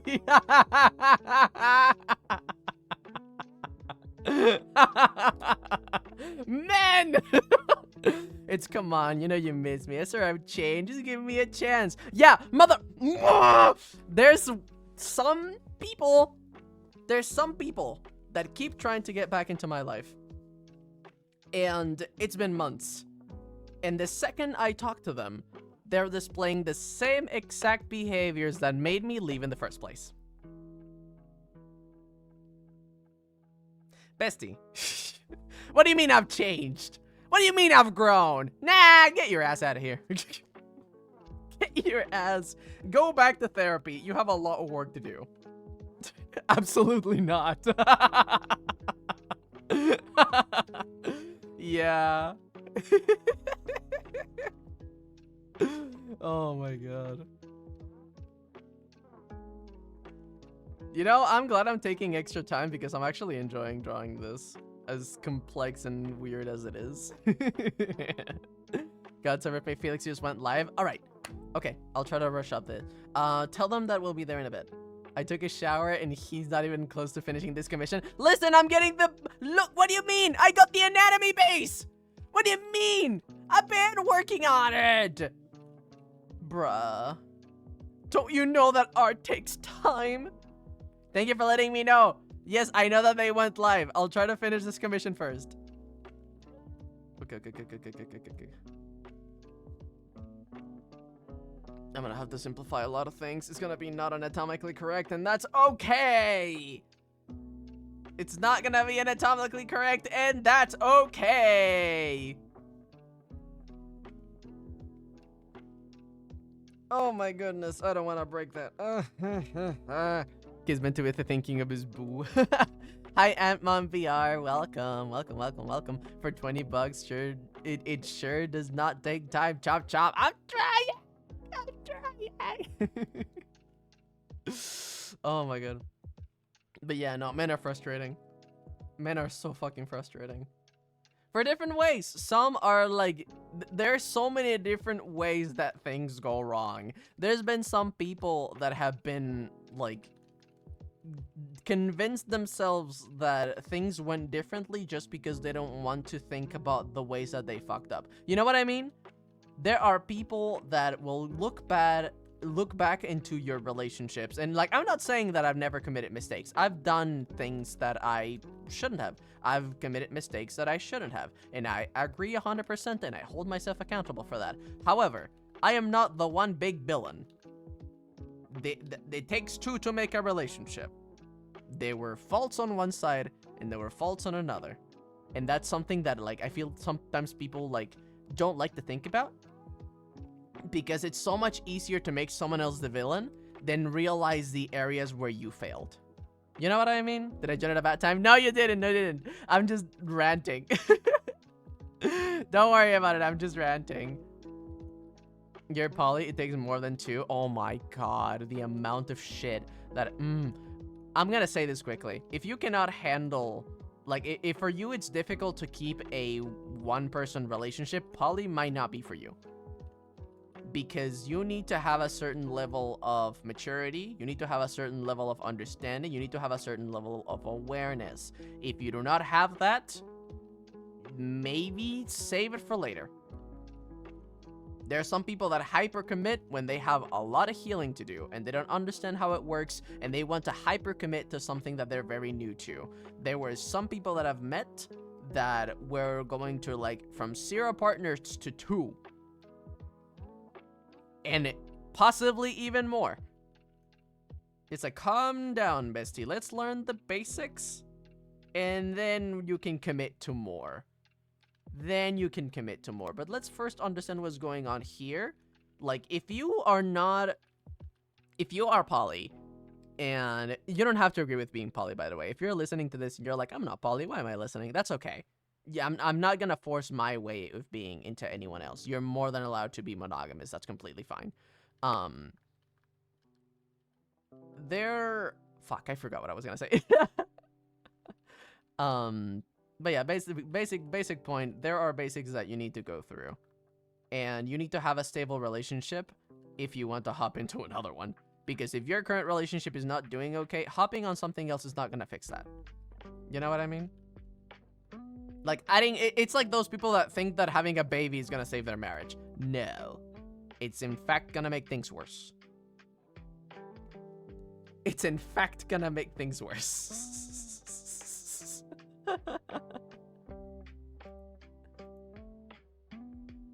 Alright, got them base. I just need to get my base head shape. And then I can start line art and rush it from there.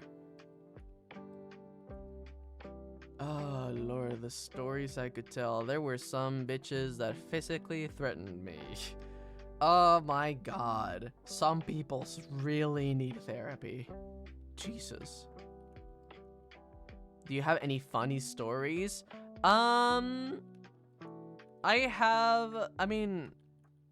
Funny stories.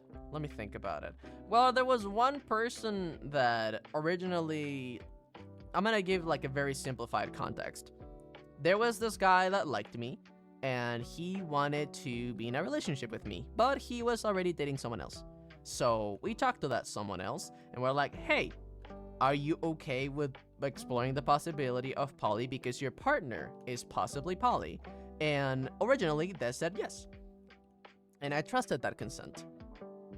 And later, things end up splitting because it was just not working out, and that's okay. And again, I've never had any beef with the partner of this person. I actually wanted to be in good terms, because I don't want them to feel like I'm trying to replace them, because that's not what poly is. I'm not here to steal anyone's place. And so things get broken off, things don't work out, and then this person ends up sending me a message being like, I know that I actually never liked you. I lied all along. You were manipulative, and you convinced him that he wanted what he did not want this. I'm gonna come find you and punch you in the face. And like just this gigantic hate rant about how they hated me all along, and I'm a horrible person.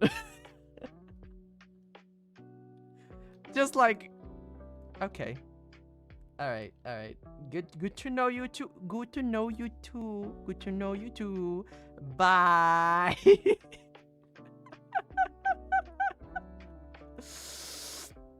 Like, brother, what? I know. I just took my distance and never talked to them ever again. But I'm pretty sure that they talked, and I'm pretty sure he, like, the original guy that liked me at first later sent me a message, because of some other stuff that was going on. He was like, despite everything that you've like put me through, I still wish you the best. Brother, what? Despite everything that you put me through, trying to help you discover yourself sexually in a consensual way? Excuse me, what? Excuse me, what? What are you talking about? Okay, all right.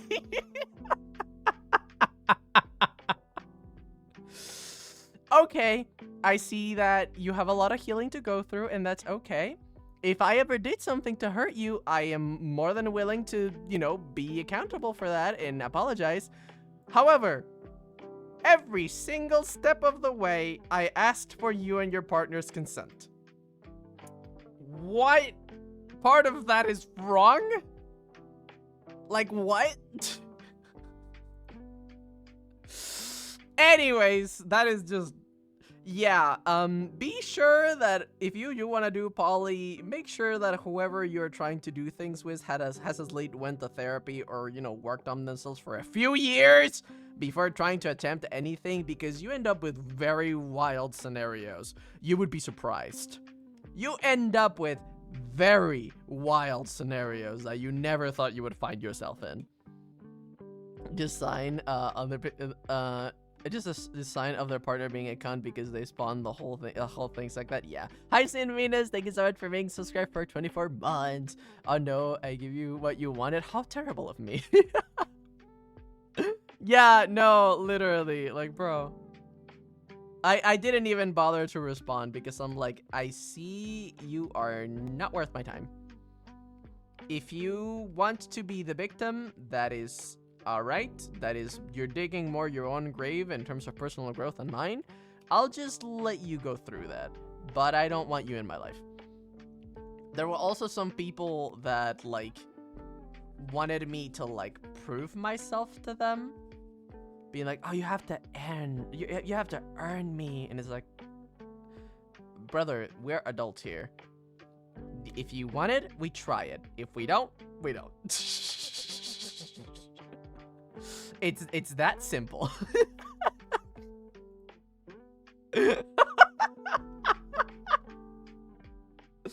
They become so... I don't know what to call it. They become teenagers sometimes. I'm getting coloring and rendering for $20. Okay, come on, Lamel. Listen, brother! I just finished the bases. I haven't even connected them yet. Deselect. And now I can connect them, and now I can start the liner. Actually, let me compare how I read proportions wise. Yeah, it's good enough. We can do this. Now they're actually touching. Now we can deselect. Now we can boop. And now I can make the liner and finish it. There you go. Now this is what I needed. I needed the base to work well. That is it. I needed the base to work. Maybe this will help. Silence!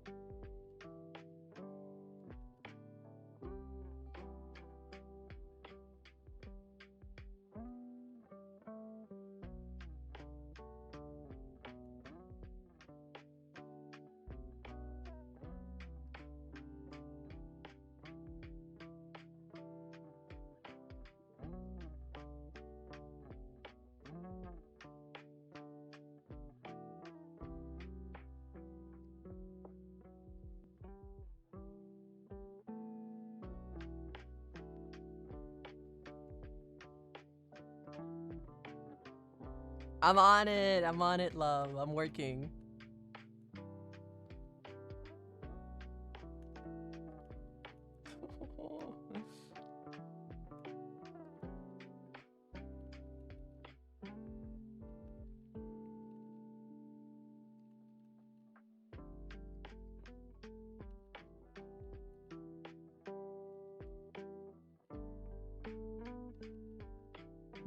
Bruh.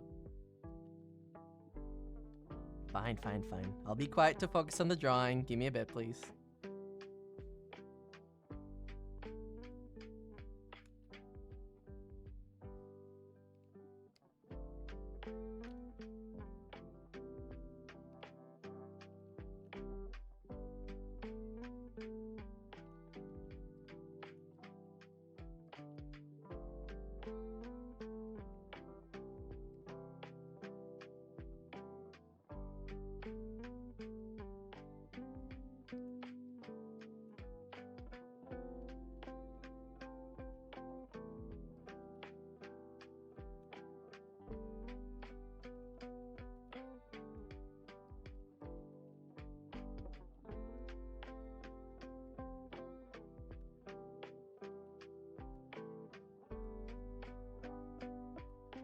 You can just finish it another day. I'll try to finish it now. I'll try to do it quick.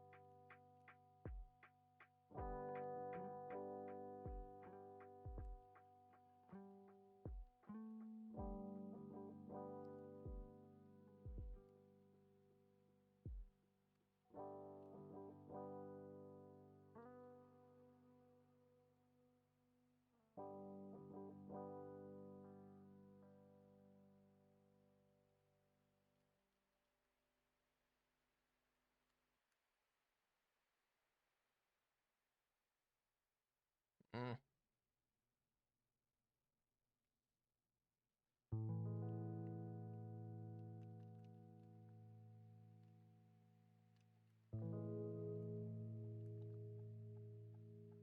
Good enough. Naked? Okay. We're not gonna do it naked.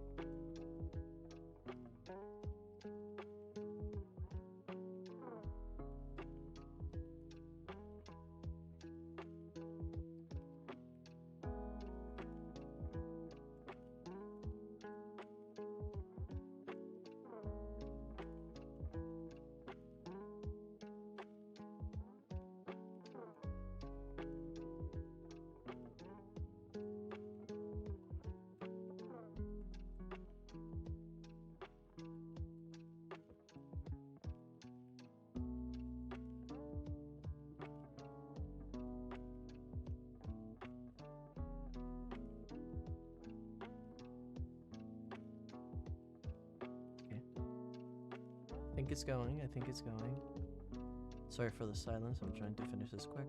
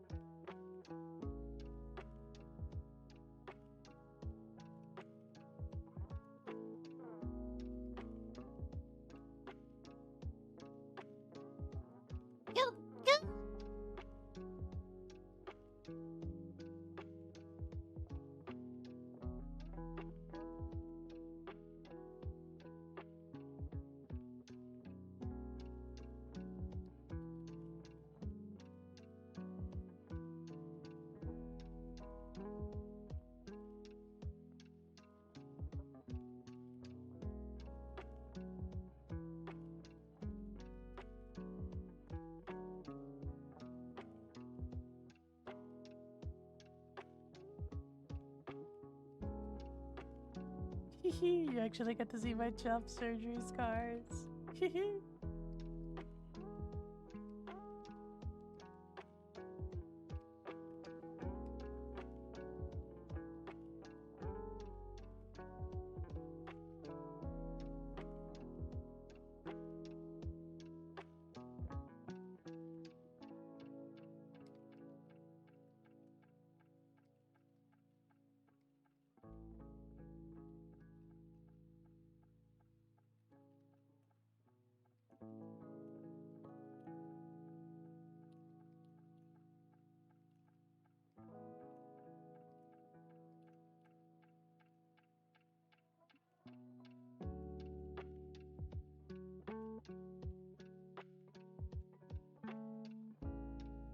I mean, is it stream? Yes, yes, yes. Sorry, those are my ticks. They are involuntary noises. Sorry for the randomness. I'm just trying to focus on drawing, and I'm a bit nervous, so that's making me tick a little.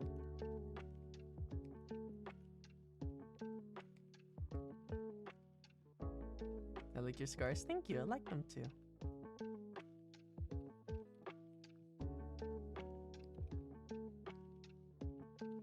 Well, I also like that when people touch my scars. I like that a lot.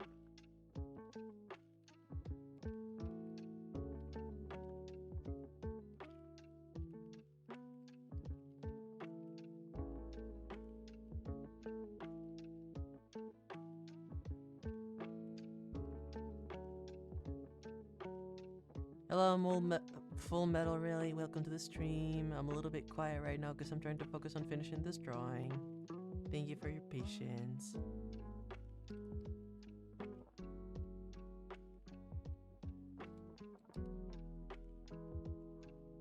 Okay, I'm finished. I just need to draw my scars.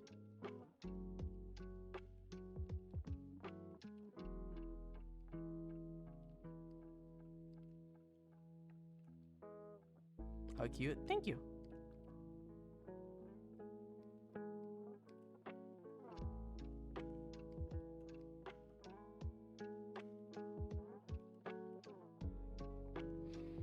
Okay.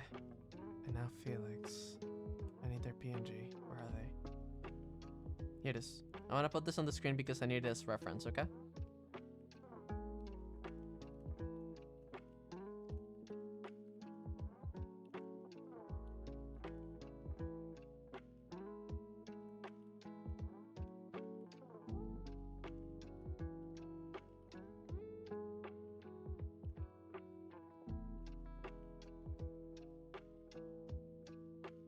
Okay, so it's like a dress.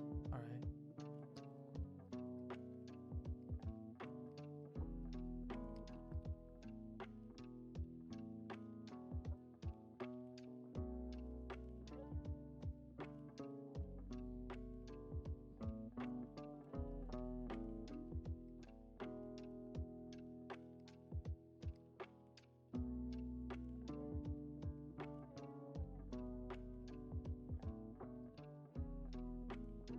Hello, Dark Lucia.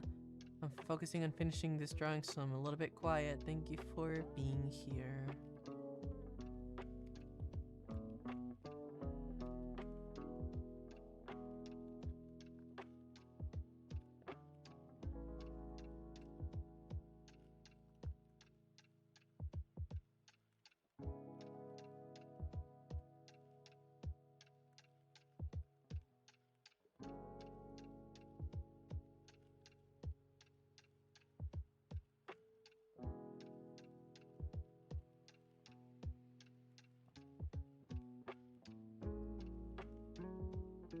No worries, I love art stream. Okay. Thank you.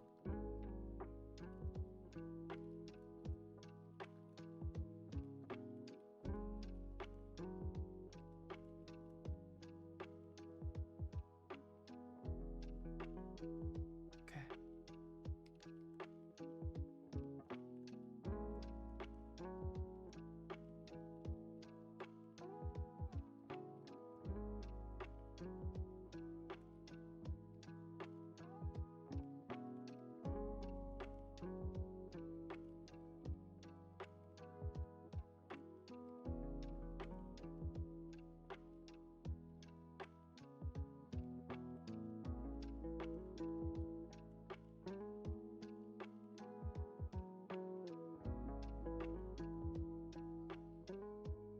Almost done.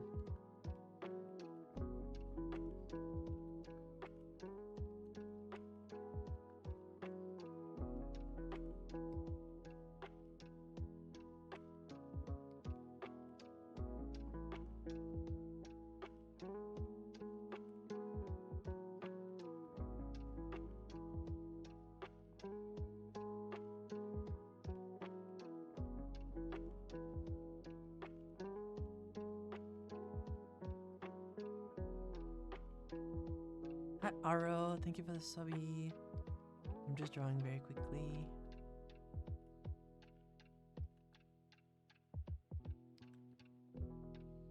Trying to get this done, so I'm a little bit quiet right now.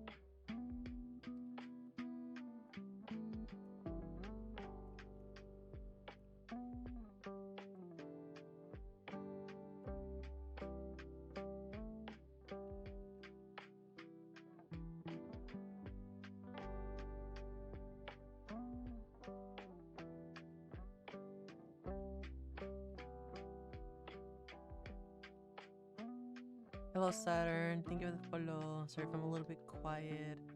I'm just focusing on drawing quickly. Okay.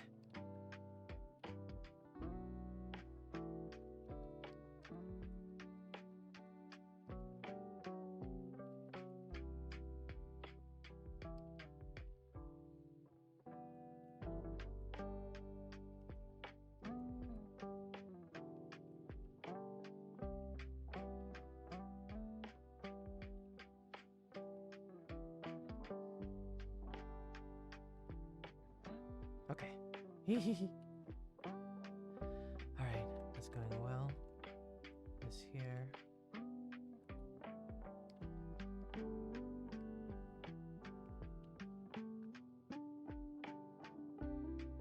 Would it be possible to be another training next year to have it colored? Yes, that would be completely possible.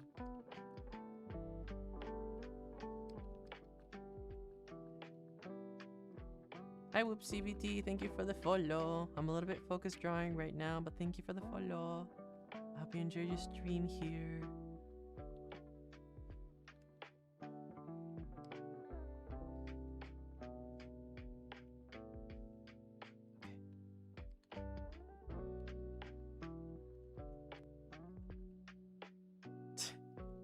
Throwing bombs. Nice.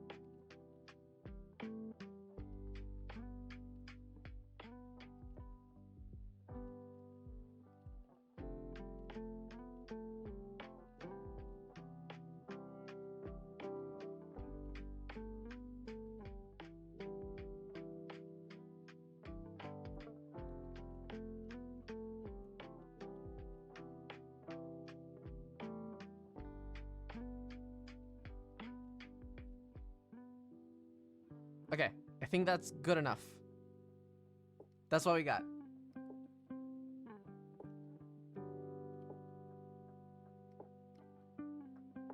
What you think? Oh, I know I could do this so much better if I had references in time, but this is what I could cook with. This is what we got. Okay, now let's go raid Felix. We have left them waiting for long enough.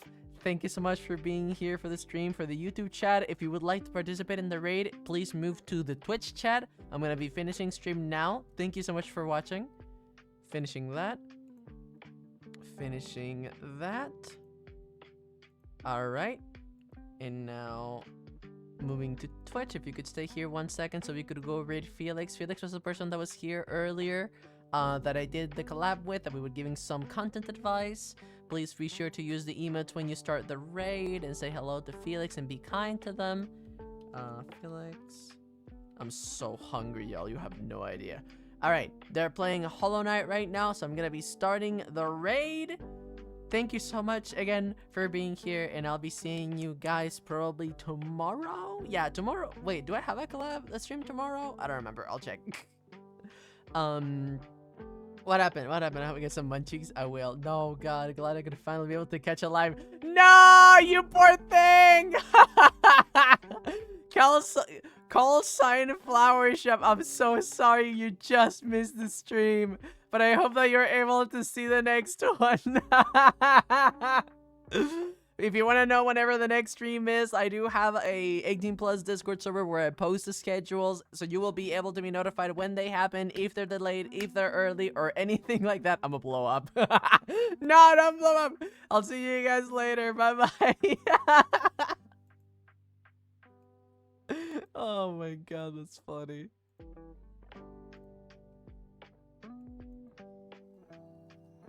Oh my fucking God. Oh, hey, speak of the devil and he may appear. Really quickly, you guys, look in chat. Should I go into the mound or should I go down the hole? Should I investigate your bulge or should I investigate your hole? Hello, everyone. Well.